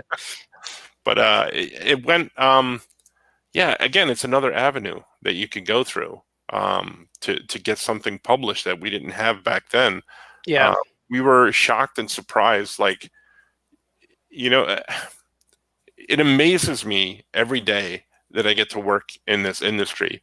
It amazes me that I just get to draw like little characters on a piece of paper. I get to come up with stories that in any other sector of business would get you looked at sideways. But here, if you look at the search history on my computer, the FBI would be very interested in all the stuff I look up all the time, just in a writing sense, But I'm so humbled to be working in this industry, and I love the industry so much that when we did the Kickstarter and it blew up and it got funded in under 8 hours, I was stunned. I was amazed at the love and acceptance. Yeah, I didn't think we had that. I mean, you go to a convention and you work by yourself in a studio, and you go to a convention and you meet people and they buy your book, and then you'll hear from them maybe again, and most likely not see or hear from them. But this was an immediate thing when that funded in 8 hours, and then we reached our goal in 8 hours, and then we kicked the crap out of our goal over the course of 30 days. I was floored. Yeah. That there's that many people out there that liked us and believed in us to back these characters that we had just come up with as mascots for our store. It still amazes me to this day. Yeah, and the weirdest part, like, if Kickstarter was around at the beginning, in the early 90s, it would have changed. And what I always, the one little regret I have is moving out of my parents' house when I was 23 years old, because I should have stayed there. I should have kept working in the warehouse because I was making whatever $600 a month. But I could have, when I was working, every job I ever worked, I was always working so I could pay a print bill. And I should have stayed there because it was at the height of like, I think the Tick, all these black and white books were coming out at that time, The Crow. But I should have stayed home and just listen to say yes, mom, yes, dad, yes, I agree, yes, I am sloppy, I will pick up my clothes, stuff like that, instead of going out and try to make it in the world and with roommates. Because the moment I did that, I immediately had no money, $0. And if I stayed at home, I would have been able to save thousands of dollars and would have been able to pay a printer. Now, if Kickstarter back then was an option, I probably would have went for it. And because that it funds your printing. But the only thing bad about a Kickstarter and funding and Indiegogo and all these things is that once you get fulfilled, the shipping and mailing and everything takes over. It takes over every minute of your time. Good job. And so Kickstarter, I was still shipping stuff in 2017, and it's from 2012. And I feel real bad that it took so long, but it was just so, we had so many goals, so many things that I still hear from people, hey, I didn't get my stuff. And I still send them stuff. We tried real hard to communicate that. But I know that once that starts, once you do a Kickstarter and crowdfunding, and you get you get it fulfilled, that's going to be something you have to dedicate to. And I'm always looking into that now. It's always an option. I got an Indiegogo account, I got a Kickstarter account, but I just never started anything yet because I don't know if I'm ready to jump in the business aspect into the mailing stuff taking over my life. Because with Kickstarter, we had 1,100 backers, and that's 1,100 packages. So we had to mail 1,100. Each time we mail a book is 1,100 comics times 12. So if we do one at a time, that's 1,100, and then next month 1,100. So that was a lot of work. Mhm. So that's the thing that that's the thing that intimidates me right now is about. I think the bottom line is that anything that you do, you need to put the work in. You need to need to put the work in beforehand. You need to do the actual work that's going to go to people, and then you need to do the work afterwards as well. Yeah. No matter what that is, if your book is coming out through DC, we don't stop just because we finished the book. We're on a promotion thing after that. Yeah. If we do it through Kickstarter, we're putting the packages together and sending them out. You have to do the work before, during, and after if you want any kind of success. Yeah, I attended a couple different seminars the last couple of years about Kickstarters. One was at Artisticon, I think that was last year, and then at the LuxCon there was one, and the guy John Foster, who helps artists put together sketchbooks and art books and stuff like that. And that's where, like, a lot of people are great and creative when they sit here and they draw. But then they think, oh, I'm going to make my Kickstarter. And then all of a sudden, the guy pulls up with a pallet, and you've got 15,000 comic books in the middle of your house. It's going to break your floor because it's so heavy. Where are you going to put the stuff? And then, packaging it, shipping it, having insurance, because he talked, I learned about this, even though I've self-published and stuff. You could print something in China, and it could get totally screwed up on the way here. A shark and then and then you got to get it printed again. If you don't take out insurance, sorry, you gotta. And there was a guy who did that, and he said he also made a little pin or something to go along as a thing to go. And the amount of money it cost him to get that little pin made, and then get the little thing, packaged, and put the little extra postage and everything, ate up most of his profit, right? So there was like, you have to decide whether it's worth it to make a sticker or a pin. Maybe it's not worth it to do that. Well, the thing that we've learned throughout our career, and I've learned it throughout my entire life, is that I only try and make a mistake once. Yeah. And I'm going to make that mistake. I'm going to make it. I know I am. I'm still going to make mistakes in the future, but I'm only going to try and do it once, because what did I do wrong? How do I fix it? If I were to do, we're talking about Kickstarters. If I'm going to do another Kickstarter, there are so many things that I would do different than what I did in the first in the first time. And I may make mistakes, but those are new mistakes that are going to happen. And I'm not going to make them again after that. And that's, I think, part of why we've been pretty successful with what we've done, is that we've made mistakes. I'm not going to say we haven't, but we've only tried to make them once each time. At least you're not trading them. You're like, this time he can make them, and the next time we're not. We're not learning our mistakes. And the thing I think what keeps coming to my mind is go back to the way we used to do it. We'd print books and then tour the U.S. And because we have 3 stores, and like I said earlier, sometimes you don't need distribution, because we have 3 stores, and then we distribute our own books by selling them at shows. So what I keep thinking is just print the book just the way we did like Wolf Boy, and just sell it, put it on a website, and website sales and conventions, and we have 3 stores that'll sell our books. So I'm really looking forward. I think that's what I'm going to be doing next, because I've been selling lots of things. Like I'm selling paintings, which is extra income, and I've been selling whatever I could sell, like commissions, and I'm putting all that money towards printing. So if I could get like $3,000-$4,000 and I just save it, then I'm going to print a book, and then I'm going to bring the book to the show, and it'll be exclusive. You can only get it from me. And I did that already with Cora de Flora from Bora Bora, but I think I'm going to do that probably starting later this year. I think that's really what I think I'm going to do, because Kickstarter can get you that $4,000 you need, but then there's a lot of work after. So I don't want to do all that work. I don't want to postage, and I don't want to spend more money on postage. And, what he's talking about is those independent routes that we came from. It's always there. It's always there in the back of your head. You know? And it works. I feel very comfortable with that. And I'm only out the money I spent. And if it's not coming from my bank account, if it's coming from another source, it's easier to spend. Like when we wanted a big screen TV, this is true. It's a true story. We wanted a big screen TV, and whatever it cost, what they cost, $1,400, whatever it was. Mm-hmm. Well, I told my wife, what if I save $100 from every show I come home and I put $100 in a can, and then after 14 shows, we could go buy the TV. And that's exactly what we did. But you know, $100 minimum. You could put 200, you could put 300, but it's all cash that you get from shows. And that's how I was able to buy things.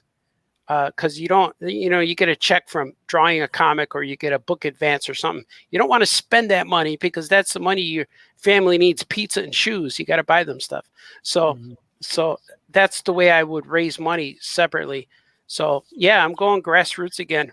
I hate to say old school, but I'm trying to come up with another term. Yeah, but I think that's not entirely true. Yeah, it's not entirely true, because it's what we've always done. So it's not like, you know.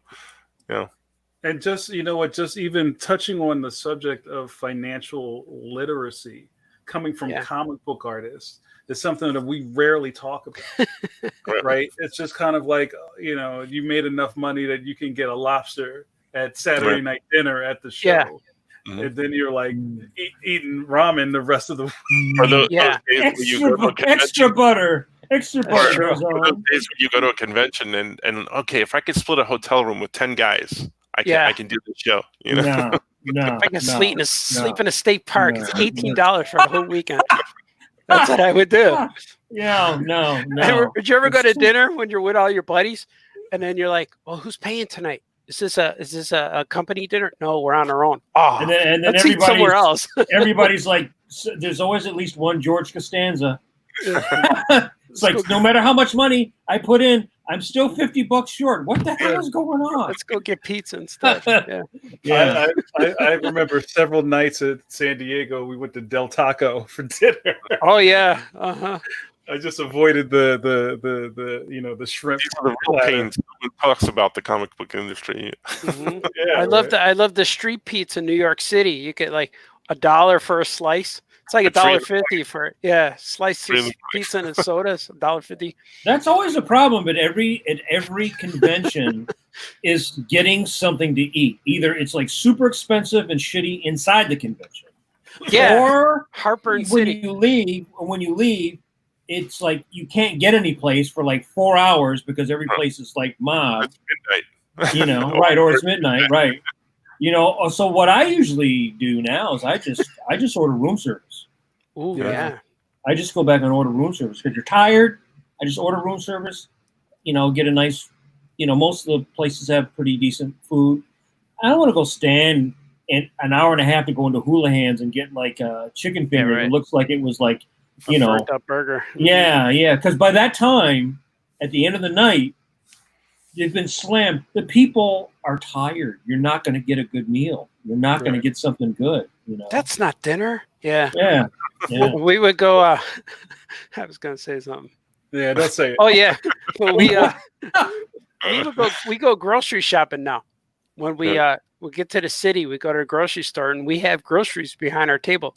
We make peanut butter sandwiches and have Ritz crackers and stuff like that. Yeah. You have to eat something that's not going to get greasy. Like you don't want Cheetos or Doritos.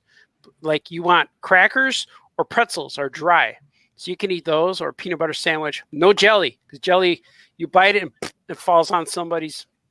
It's bad. Well, sketch covers got like I'm drawing the Joker now. He's got a little, Yeah. a little jelly on there. Yeah, so he's got the Joker. It's just a little smear. he's got grape lipstick. It's grape, not purple. It's grape lipstick. Well, Franco and I had a long-standing thing where we would do a Walmart walkthrough at Cliff's show. Yeah, Mhm. yeah. It was right across from the convention center was a Walmart, and I was like, "Are you ready? Yeah. Let's go." We walk all the way to Walmart. We go down the toy aisle. We go down the DVD aisle and the music aisle, and then we hit the food. Yeah. It was funny. I went with my buddies too, grocery shopping, and my buddy Dave Scheidt comes with a Freddy Krueger T-shirt. That's all he bought. Look what I got. So where's the food? Not any food. That's hilarious. Yeah, All right, really, guys. you have to plan your show. Mm-hmm. Your You survival Yeah. tactics. So, guys, before we run out of time, tell me about how did the stores start? And just if you could go into the genesis of how that all got going and where it is now. Well, it goes back a long way. Before I even started doing comics, independent comics, Weirdsville and stuff like that, I had a store with a partner. And remember when I said that you make a mistake once? I made that mistake with that comic store. And it was something that, Art and I would always talk about. Wouldn't it be cool to have a store? Yeah, but if I did, I would do it this way, and I would do this. And we would always talk about that. And we talked about that for years. But we're like, who's going to run the store? Because we can't, I can't work there, yeah. Yeah. What we had a philosophy of what we wanted the store to be. And we had our really good friend, Mark Hammond. We call him Brother Bear. Brother Bear. Brother Bear, yeah.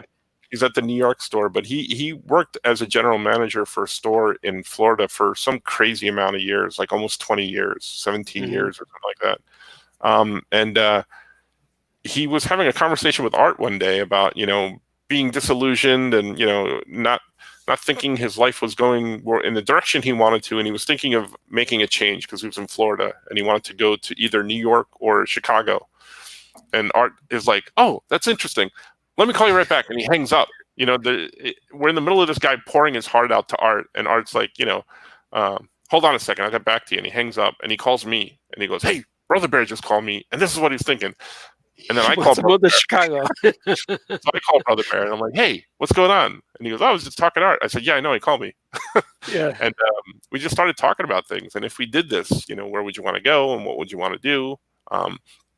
And we talked about what the philosophy of the store would be, and we're all just like, all right, let's do this. And I got a phone call with both the guys on the line. It all happened one day, and then Brother Bear said, "I think I'm moving to Chicago, and we're going to open up a comic shop." Oh, cool, that's it. All right, and then he showed up one day. That it was true. I was like, okay, that's fun. Let's make it happen. Then one day he shows up at my house. Brother Bear's here. Rings the doorbell. All right, come on. Let's go look for a spot, a store. Like what? And we wanted to find a town.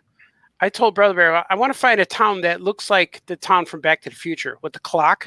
I want something that looks like that. Like I don't want to be in a big city. I don't want to be in Chicago because then you're just a store in Chicago, another store in Chicago.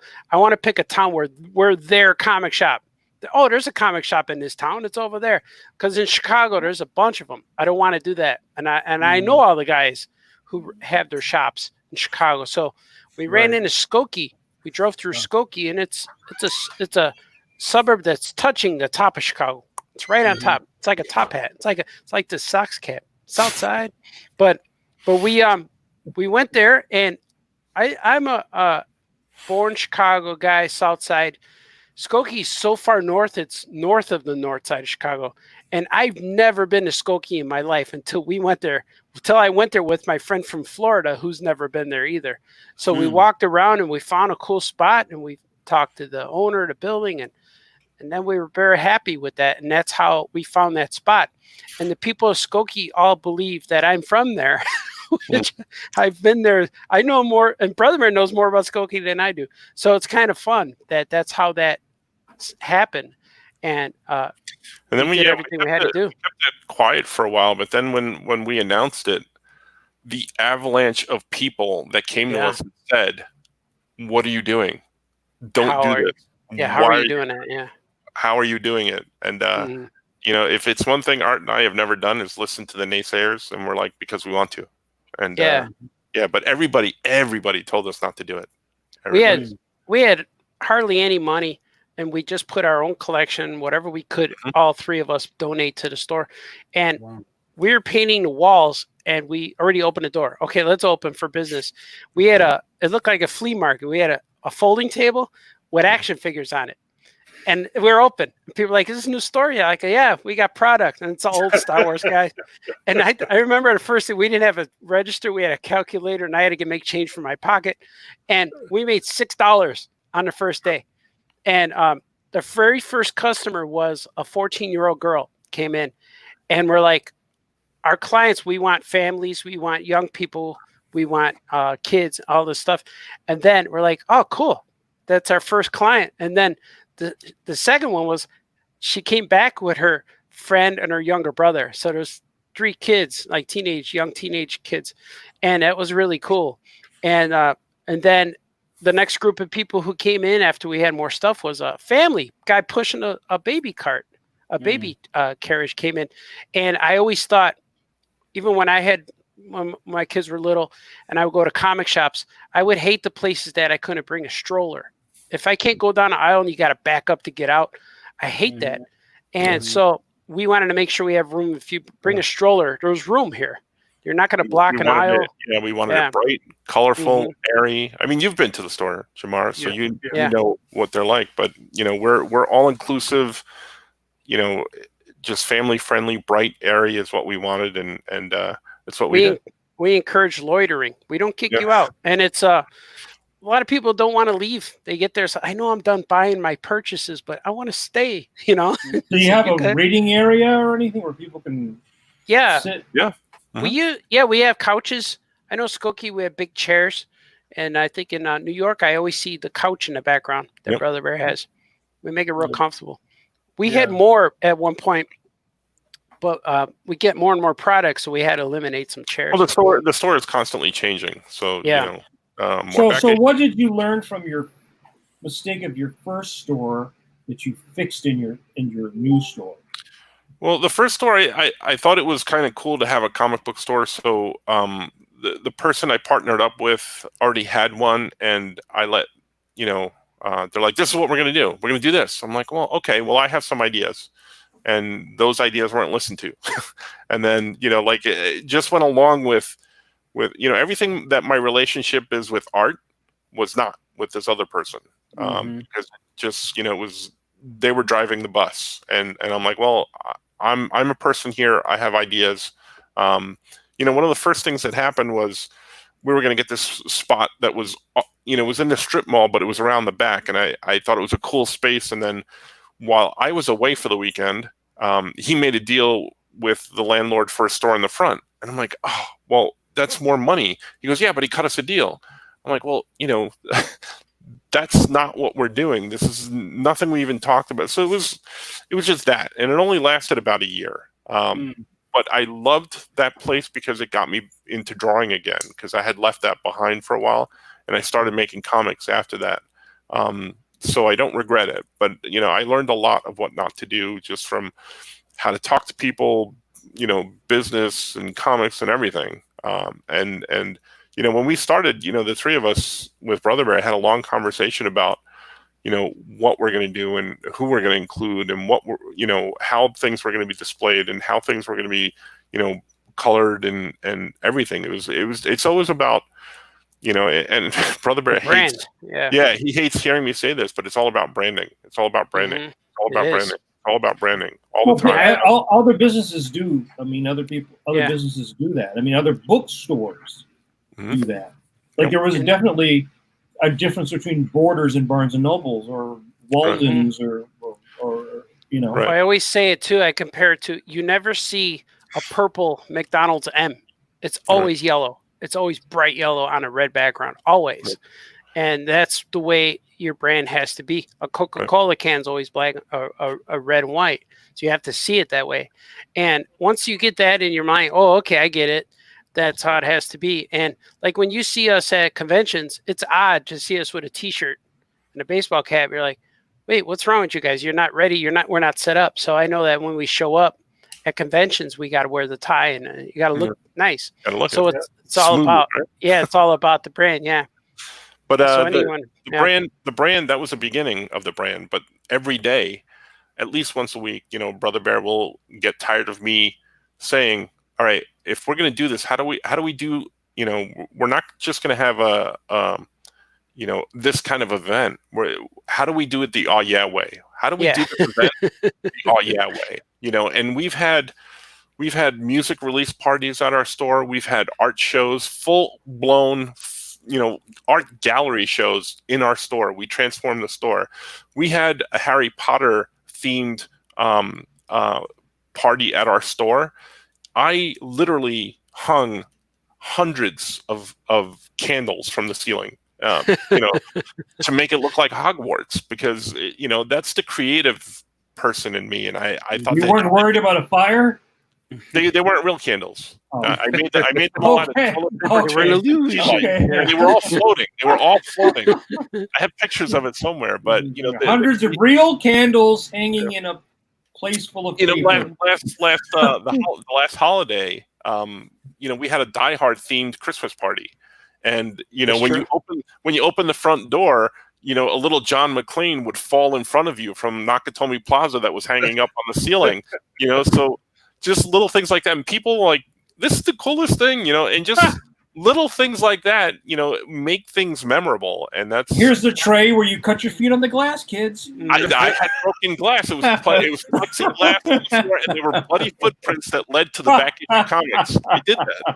I did all of that, and it would lead you to the back, and we had Die Hard playing on a loop in the back, and we had a whole bunch of people at that party.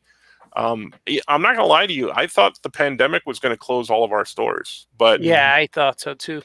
Brother Bear in his, we had a long talk at the beginning. We're going to probably have to close down, but we're going to go down fighting. And now were you closed for a while, and then when they had the shutdowns, and then you were? We never closed. We had curbside. Yeah. Okay. But we went online. We did videos live every day. We've mailed more things in the last 3 months than we've mailed in our entire lives. From the store. But and people that came to the Die Hard party, people that came to the art show, came out in droves during the pandemic and said, we love the store. We love you guys doing stuff like that. We love when you invite Walter Simonson to the store and he talks and tells stories. Chris Claremont. We love Mike Mignola. We love having Mike Mignola at the store. Alex Ross. Yeah. Those are all the things that made our customers come and help us stay in business during the pandemic. And again, that thing that I'm talking about, when we got funded through Kickstarter, that we're able to stay open through the pandemic, humbles me to no end. That all of these people have just, hey, here's some comics that I don't want, you guys sell them. Well, we'll give you money for them. No, I don't want them anymore. You just sell them. We have that people. Happens a lot. Yeah, we've had people at least once a month call us, and this is still boggles my mind. They call Brother Bear and say, here, can you charge my credit card $50? For what? Just charge us $50 and give comics away to people. People have done that to our store. They do that at our convention, at our table. They give us a box of books they give the kids. At every convention, someone comes up to me, hands me a $20 bill or something like that, and it's happened more than once at a convention. And the next few kids that come by, give them free comics, and we honor that. So pay it forward, right? Yep. Remember when we first opened up the store? It was our first year. And C2E2 was coming. And we said, Brother Bear, Franco, and we were all talking, and he said, we really got to get people to know that our store exists. There's a store in Skokie. So I know I stayed out of this one because I heard their plan, and I'm like, okay, if you guys want to do that, that's good. I'm going to sit back and just watch. No, but we did. Brother Bear and Franco, arranged. We had this giant party. We had vans driving from McCormick Place to Skokie back and forth to our store. We invited everyone in the comic industry. And when we finished drawing at our tables, there was a limo outside of the convention hall. We got in a limo and drove to our store in a limo. And when we got there, the place was filled with people ready to party. If a bomb had gone off that night, Mm-hmm. the comics industry as we know it today would not exist. It would have been collapsed. All you would have is everybody was there that was at C2E2 that night. And mm-hmm. the next day, everyone from DC Comics, Dark Horse Comics, Image Comics. We had wrestlers there. Dan Kazarian and Daniels were there.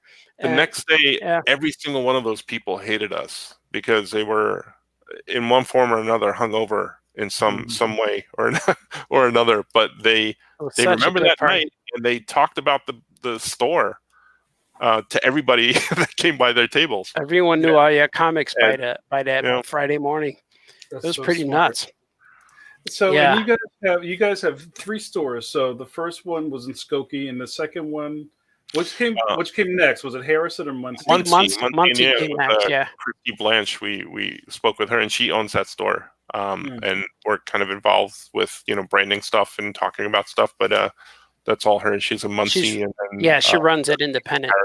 New York. Okay, so should I not say 3 stores when I? We're partners in there. But she's like Brother Bear is monitors Harrison and Skokie. He's like the project manager, and we have a manager in Skokie. But he talks to Christy, but she runs it. That's her. Yeah, she. So you guys are like farm to table. You're raising the comic book. Yeah, you're taking it to the printer. And then you're putting it out, you're coming out and serving people in your fine establishments. Yep. Yeah. Figure if we make a comic book, it's going to be in 3 of our stores already. And that's pretty good. From Chicago to New York, you could get our comic. You could drive along Route 80, 90, and stop at all these 3 places, pick up all your comics. So it's kind of cool. Now, was there a point, Art, I swear that, didn't you have a drafting table at the Skokie store? And I remember an early plan. Yeah, you were going to work in the store. What happened? Yeah, we had a cool back room, and I wanted to make an art studio back there. But Skokie's about an hour away from my house, on a regular day, and it's just I like staying home to draw because I have my art studios in my house, and it's only 13 steps downstairs. That's an hour of drawing time. Yeah. So to go to Skokie would require me to do a lot. But I did a little bit of drawing there, but then we realized that the drafting table was just too big. And like I said earlier, we keep getting more stuff. So we moved things around and more product took over. But that's okay. I never quite made it work. I wanted to. If it was closer, I would do it. But we're a 1-car family too. I had to sell my car just to survive, but we have 1 car, and I know I got to buy some more because my kids are going to be 16. One's driving now, so I got to buy some cars. There goes your insurance. No more car. I got to go buy cars, but we did without for so long because I'm just working at home, and when I need to go somewhere, I take Uber. I'll take Uber to the post office, whatever I got to do, or I'll walk there, or I'll take a bike. I do a bike riding. So, but that's what I've always done. And occasionally at the store, we would have pop-up art studios where we would have a dedicated day where we would go and sit at the store and draw there, and other people could come in and draw with us. So you have a big art studio there. Yeah, and we had drink and draws too, which is really fun. And drink and draws are really cool. We were doing that once every few months or so, and that was awesome because at first we had a drink and draw. The first one, maybe 6 people show up. But then it gets around that we're doing these things. And at one point, we had 37 people show up for drink and draw. We ran out of chairs. So I had to bring easels from home and set up easels so people could draw. And so they, set up an easel so they could stand and draw. So it was real odd. It's fun, but we got more and more tables and chairs. And I know everyone's asking about the drink and draw because I'm always the guy who brings the cooler full of beverages. I'm that guy, so don't worry about that. I got you covered. But I'll just put the cooler in the room and it's filled.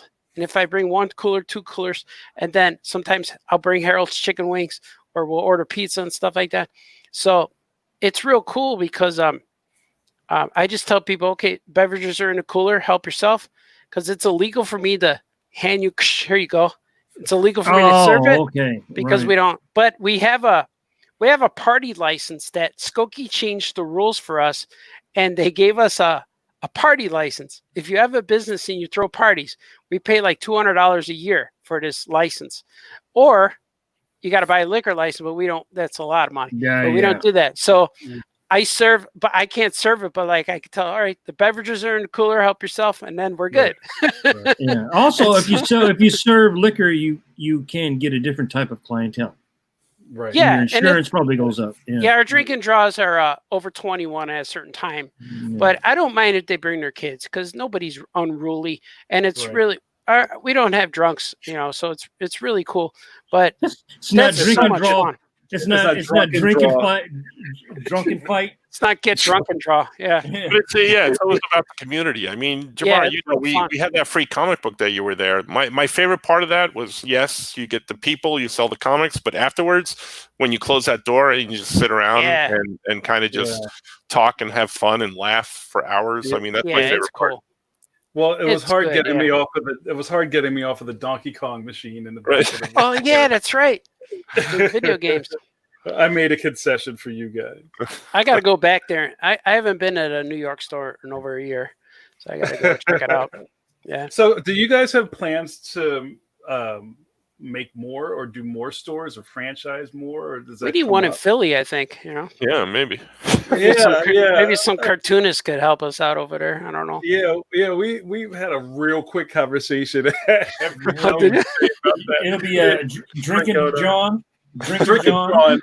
Yeah. Drinking John. So I have one more question for you guys, and I'm going to let you go. And then I have to ask about the etymology of "oh yeah," because that is the first brand is where it all came from. Yeah. Our good buddy D. Brad Gibson, who's been waiting so patiently all episode, says, "What will be the next Art and Franco production?" Thank you, Brad. Archimaniacs. Archimaniacs, I guess, is the next one. I have several. Yeah, I have November 24. I have actually day. Gilbert, the Little Merman, number 3, book 3 will be out. Archimaniacs, I think, is coming out in December, and Drew and Jot number 2 will be out, I think, in January. And then Art and I are working on another DC project that hasn't been announced yet, and I'm actually working on another DC project separate from Art as well. So I have two projects. One I'm doing with Art, besides Archimaniacs, and another one that I'm doing on my own. And I got 10 Super Pet books coming out. They're all already on Amazon pre-order. There's no pressure to get them done, but the covers are up there. No pressure. Like, I don't know that's going to happen. I got a link. Hey, when's this book coming out? Like, what do you mean? I'm still working on it. I went Amazon. It's up there. Oh, I got we have digital only books on Comixology. So I got Fox and Evil coming out on there, and a bunch of other stuff that I'm working on as well. Yeah, we have lots of books coming that are scheduled to come out for Comixology digital, because it gives us opportunity to put our books out there for free. Well, it doesn't cost us anything. Like, we don't have to pay printing or shipping, but they're only 99 cents. So people could read them on their iPad devices and things like that. And they're really cool. Have either of you guys started to adapt a studio system to your process? Because just the amount of work you're doing, like, do you guys have any colorists or any interns at Flying Wolf or anything like that? I do it all myself. I use a colorist with my stuff when I do the artwork, just because of time. But stories, I write them myself. I draw, ink, everything that I'm doing, and then stuff that we write together, he usually draws. So, but yeah, it comes out like us if we do it. Because when the way I work is I let every program, every step finish. Like, I don't draw in ink and then color. I draw in ink, but then I color the inks in coloring, so it's real different. And then I eliminate layers. It's nobody could understand. I invented up my own style. I created it, and so when I show people how I work, they're like, "Oh, that's how you do it." So I don't know if I could draw draw for someone else to color because it's not going to look right. And even the writing process, like I said, is now I don't even write scripts anymore. It's just storyboards, digital storyboards that I send to people. Because I tried a few guys coloring my stuff, and when they send it back to me, I end up fixing everything, changing things. Because I'm real picky like that too. I'm real picky with things. Yeah, even art when you're doing like color holds, like in the Tiny Titan stuff. Yeah, like it has to be the very specific flash color. Yeah, it does. I have I memorized all of the Pantone PMS colors. I know all of the numbers by heart. Like if I need yellow, type it in. Blue, I know the numbers, and it's it helps when you're the characters makes them look consistent every time. And I remember when I was working with Gorilla with Disney, they wanted that because they have to be able to reproduce the colors anywhere they make the characters. So I had assigned colors to, like, Gorilla was gray, but he's a certain gray, and Lizard is a certain green. So that's where I really learned it. But I worked on the Warner Brother characters too, and they had that. I still remember Sylvester's nose is 187 red. I still remember. Yeah, and Tweety was 106, I think 106 yellow. So I remember those colors. 123 orange for Daffy's beak. I just remember these. 162 is good flesh tone. So I just know. That's the brain I'm working with right there. Yeah. So I just know all these things. 304 is a nice light blue. The color right here on our words, that's like a 306. It's like Rain Man. 304. Yeah. 304. Yeah. 304. 304. Yeah. All right. 429 Bugs Bunny. Yeah. All right. Go ahead. Second base Bugs Bunny. Third base Bugs Bunny. Yeah.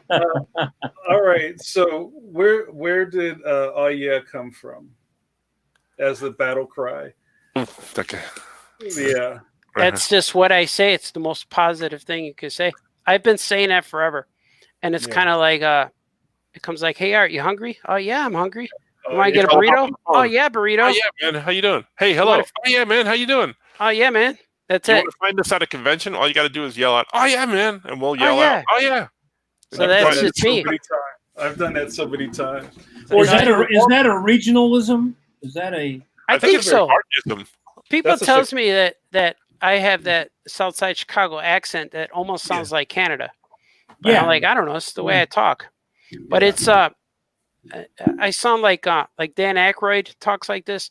And that guy who used to be on he used to play a cop. He said, hey, we're just trying to eat and commiserate here. That guy. Yeah. Dennis Farina. Yeah. That guy talks like Chicago.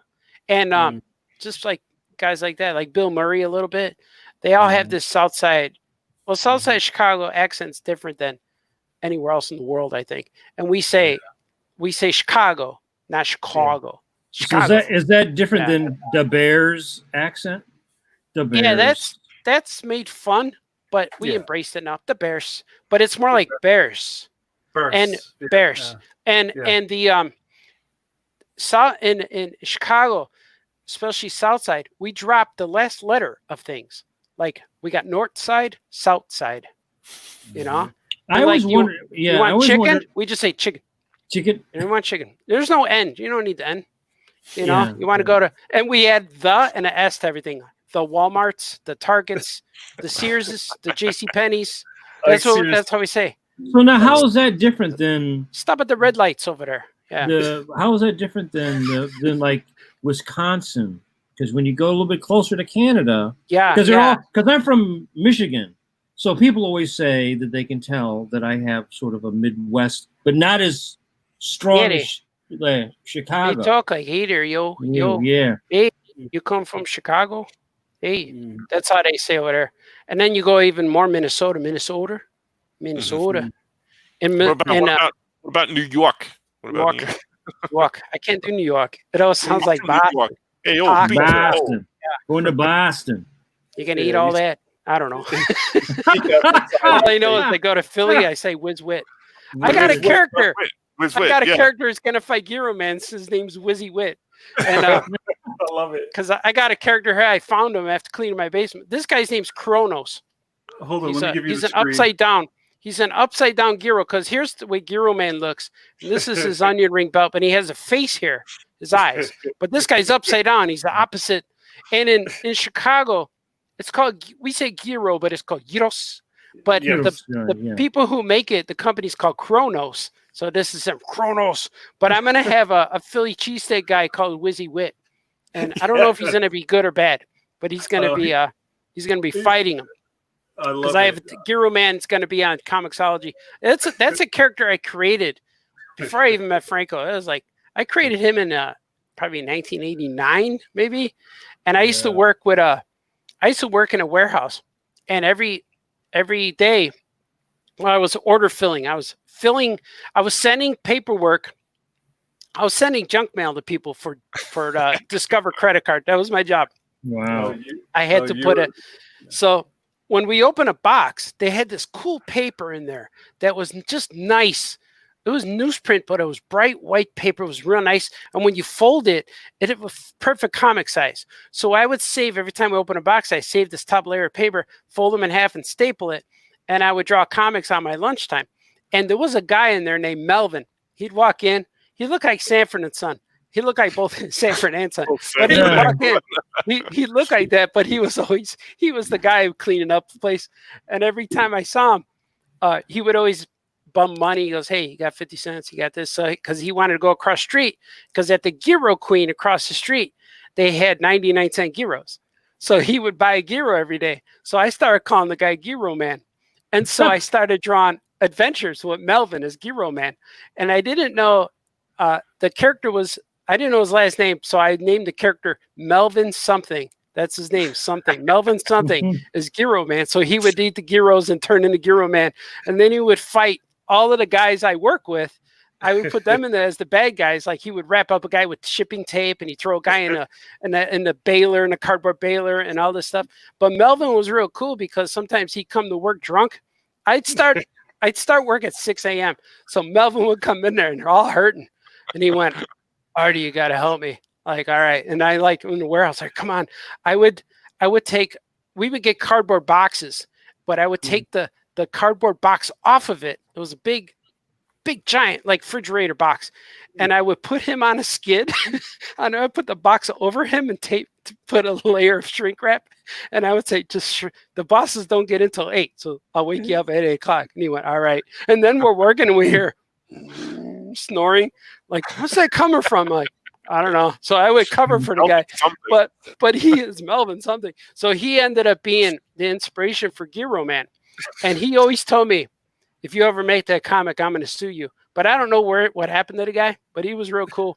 And I used to work with a bunch of guys that I would make characters of. So anyway, I have these papers that are stapled over. And so when I finally I did the Crybaby Adventures, I had Giro Man appear in the Crybaby Adventures. Then I spun him off in a one-shot, and it was real fun. I did it for a San Diego Con exclusive. Like I said, we print the book and bring it to the show and sell it. I don't know how. I think we printed either 1,000 or 3,000, but I have none. They're gone. I sold them all. I might have 1 or 2 copies on my spinner rack, but I'm bringing him back. I'm bringing back Giro Man, and he's going to be in the Oh Yeah Comics universe. So his first issue, he meets Action Cat. And the way I brought him back is kind of like, I'm treating him like Thor, where the spatula gives him the powers. So in the first comic, Melvin something is working at the Giro Queen, cutting the Giro, but it's a rainstorm and the lightning strikes and he absorbs the powers. And he goes, I am back. And he speaks in the thous and those and this. I think you're killing tomorrow over there. Yeah. But it's real cool. And he doesn't know what to do in this foreign land of beautiful downtown Skokie. So when he leaves the Giro Queen, he's a big hunk of meat. He's charbroiled meat. So dogs start chasing him, and he runs in All Your Comics and seeks Hammond the bear. He goes, I don't know what to do. And Hammond looks at it, he goes, wait a minute. He picks up the Giro comic off the shelf. You're Giro Man. He goes, I haven't seen you since 1998. He's like, I'm him. He goes, all right, in this universe, we wear glasses and ties to hide our secret identity. So he puts a tie on him and glasses. And he goes, thanks. And he's able to go out. No one recognizes him. So that's the first issue. So I bring him into the Oh Yeah universe. Yeah, and I wrote that. And so this guy, Kronos, he's the next guy to channel through the lightning, but I don't know where he comes from yet. He's the opposite. He's like Loki. It's real funny and it's real godlike. And Giraman's a defender of fried foods, so all his villains are mascots. Like he fights Reggie McDougal in one of the books. He fights the Rook and the Crook. They're like White Castle guys. We don't have to buy the book. No, he fights. He fights Wanda and her dad are a spoof of Wendy and Bob, whatever his name was. And burger guys, right? Yeah, the burger guy. I kind of come up with a king of burgers. I think I'm called Emperor McCheese. I don't know what his name is yet, but I had an Arby's cowboy. I got a whole bunch of guys in the book, and he fights them all. Stop. Yeah, and I know in the first one of the first stories I wrote, and I'm going to release it, where Reggie McDougal loses his faith in the fast food industry. Because Giraman is now the big shot in town. So the clown quits. He quits selling burger and he becomes a coffee guy. And he starts reciting poetry, wearing black clothes with a beret, and he becomes a beatnik. It's real stupid. But it's all right, so funny. All right. I'm shutting you down. That's all happening.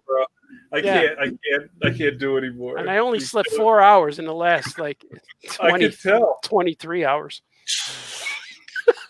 You guys have been fantastic. I'm so glad that I was able to roll whatever dice to get both of you in the same place. I want to think it's the power of our friendship that made this happen. It is. It's because we know you. I have a sticker that says "I met Jamar." I still have it. It's on my tub. Look, you can hear the tub. Listen, hear that tub? I got a tub there with that sticker. It's too heavy to lift, but you know what? I want to give you guys your nights back, and we're going to start wrapping up. But guys, where can people follow you, or follow the company, or follow the further adventures of Art and Franco online? You can go to ohyeahcomics.com for our stores, blindwolfstudios.com for me. You can follow me on Facebook. I'm Franco, and Franco on Instagram and Twitter. Art Baltazar. ArtBaltazar.com is my website, but I'm all over the place. Facebook, Twitter. I don't even know what my name is. It's just me, my name. Or you can search famous cartoonist, handsome like George Clooney, and you'll find me. So yeah. You're so George Clooney, Art. Mm-hmm. We get mistaken all the time, And when I see him, he goes, "Why do they think I look like you?" I said, "Embrace it, man.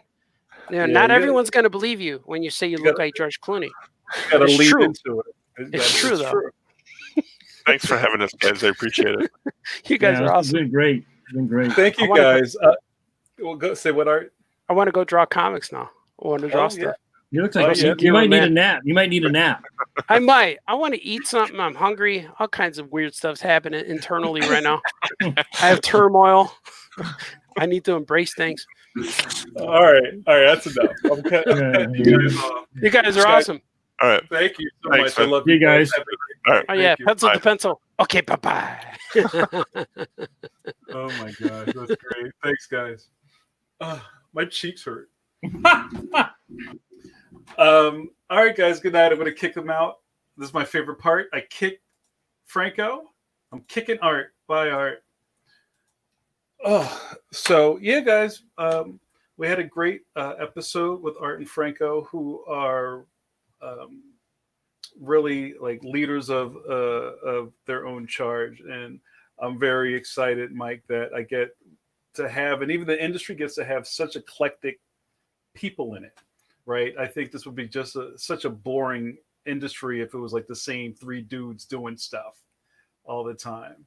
I don't know what, how do you kind of put Art and Franco through your cartoonist lens?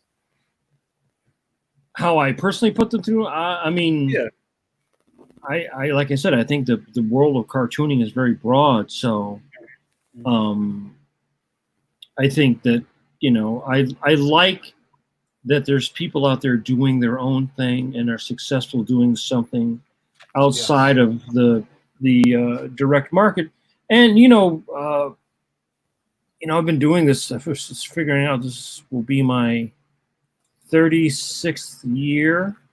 That's incredible. Incredible.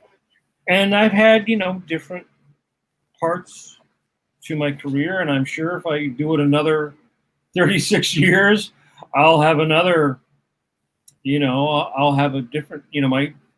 My career now is different than it was 10 years ago, and that 10 years was different than the previous 10 years. So, and with the way the world is being reshaped because of technology. Technology creates different opportunities, different paths. Like they were saying, like people coming along now have all these various venues for exploring how to get your product, your idea out to a very diverse audience. And I think for a long time in comic books, you really only had like that one kind of pretty narrow path, so I think it's great. Yeah, that's one of my favorite parts of their story is that they kind of just stuck to the guns, and the passion's there, the history's there, the hard work, like which came up several times during the episode. It's all there. Like even as simple as they may make it look, it's a lot of long nights and hard work, and none of this stuff comes easy. So hats off to them. So you gonna tell people about our contest, our giveaway? What are we supposed to? I'm back. You back? Weren't we supposed to be giving something away towards the end of the month? Our clip. Mike? Yeah, I'm here. I'm here. I can hear you.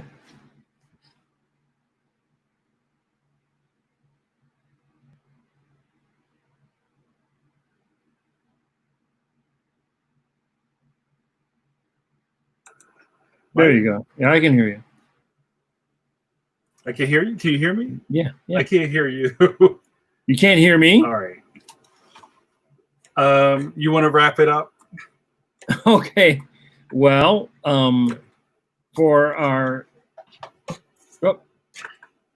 we'd like to thank Art and Franco for stopping by. We're going to have a show coming up on Saturday, and I believe that's when we will give out our licenses, free licenses for our Clip Studio winners for this month. We'll be talking with Eric Battle on Saturday, another local Philly guy. And then we're lining up people all the way up until, I guess, to the beginning of September now. So we will have more and more and more. Eventually we'll have interviewed we'll have had everybody on the show. I was saying we had Eric coming up on Saturday, Eric Battle. Yeah, I'm very excited. Eric is an old friend and one of the first people I think I knew making comics professionally. There's a lot of Philadelphia stalwarts who were in the comic book industry, like Paris Cullins was here. Eric was also another one. Reggie Byers, who was Charles Burns. Charles Burns. I think Charles still lives here. There's so many cartoonists here, but I remember meeting up with Eric. I think we may have crossed paths in school at some point, and just seeing him doing like real work, real pages, and everybody was just agog looking at his work. But it's great to see the trajectory his career has been on all these years, and he's doing a lot of really interesting community-driven things and things outside of the general mainstream scope of comics. So I'm excited to catch up with him on Saturday. And how? So, all right, guys. Mike, thanks for saving my bacon back there. I just had like a audio blip. I couldn't hear anything. So, but we're going to wrap it up. I think it was a really great episode. Thank you so much to Art and Franco. If you're in the New York or Illinois or Indiana Skokie area, please go check out their stores. They're fantastic and you'll fall in love. So, oh, hold on, Mike. Here's something from Fletch. This is for you. Before I started watching tonight, I sat down with a stack of comics that I found in an old box stashed away in a not often used closet. There were comics I don't even remember buying. The first one I picked up was Power Shazam #1 from '95. And there in the credits for finished art was Mike Manley. Can't wait to read it now. Wow, a moldy oldie, as they say. Yeah, I think they just actually collected the first 20-something issues. I just got the box. I haven't opened it yet, but they collected a bunch of the Power Shazam stuff. That's great. And you and Jerry Ordway worked on that project. And Pete Krause. Yeah, Jerry wrote it. Pete Krause penciled it, and I inked it. And then I drew an annual myself, and I drew 2 fill-in issues, and there was a couple issues where we had art in there by Gil Kane and Kurt Swan, which was a lot of fun for me to be able to ink those guys' work. So yeah, DC just put out a collection of it. Wow, that's fantastic. And I was saying that we were going to do our giveaway next weekend, right? Our monthly giveaway of the... Yeah, we're a little behind, but what I'm excited about is that our YouTube subs are almost doubled, Mike, from when we started. So I think at last look, I think we have 162 subscribers on our YouTube channel, which is great. So we're marching towards 200. Tell your mom. That's right. Tell your mama. The only way we're going to get bigger is if you guys share and signal boost. And, if you enjoy what we're doing here, if you enjoy checking in live, making a coffee and hanging out with us when we go live on Wednesdays and Saturdays, tell people. Like, don't keep this all to yourself. Don't hoard us. Share this with Yeah, well, there's plenty of us to go around. There's so much of us. We'll make more. That's right. So yeah, do your best. Let us know by signal boost and put the word out there, and we'll only get bigger and better from there. In fact, we're working out to have Jerry Ordway on, I think, sometime next month. Yeah. We were just talking about that. Yeah, Jerry, and Mike. Well, what we try to do is we invite a bunch of people, and then everybody either all can't do one day or all want to do the same day. Right. You know? We had a little bit of a scheduling snafu earlier, but it's all worked out. And we are definitely going to have Jerry on soon. And we're almost booked up to September now. Yeah. I already have people who are like, can't you do August? I'm sorry, we're booked. We haven't had a palate cleanser in months. We're just going every episode. We're going with guests, and I'm enjoying it. So, as long as this is fun for Mike and myself and Brett, we'll keep doing these. Even as we go into the fall, where I think people are going to have to start figuring out how to fold themselves back into society. Like maybe people are going to have to go back to work. I'm not folding myself anywhere. I'm folding right here. I'm folded right here. As far as we're concerned, we're going to keep doing these. So thank you for giving us this platform. I've enjoyed meeting a bunch of new people, and every one of our guests bring a couple of people with them. So that's another really amazing part of this. So let's continue the journey, and let's call it a night. So for my good buddy, there he is, Mike Manley. What? I'm over here. Neon Noodle. I'm Jamar Nicholas. We had a great night, and we'll see you on Saturday. Stay safe, you guys. Remember to wash your hands. See you soon.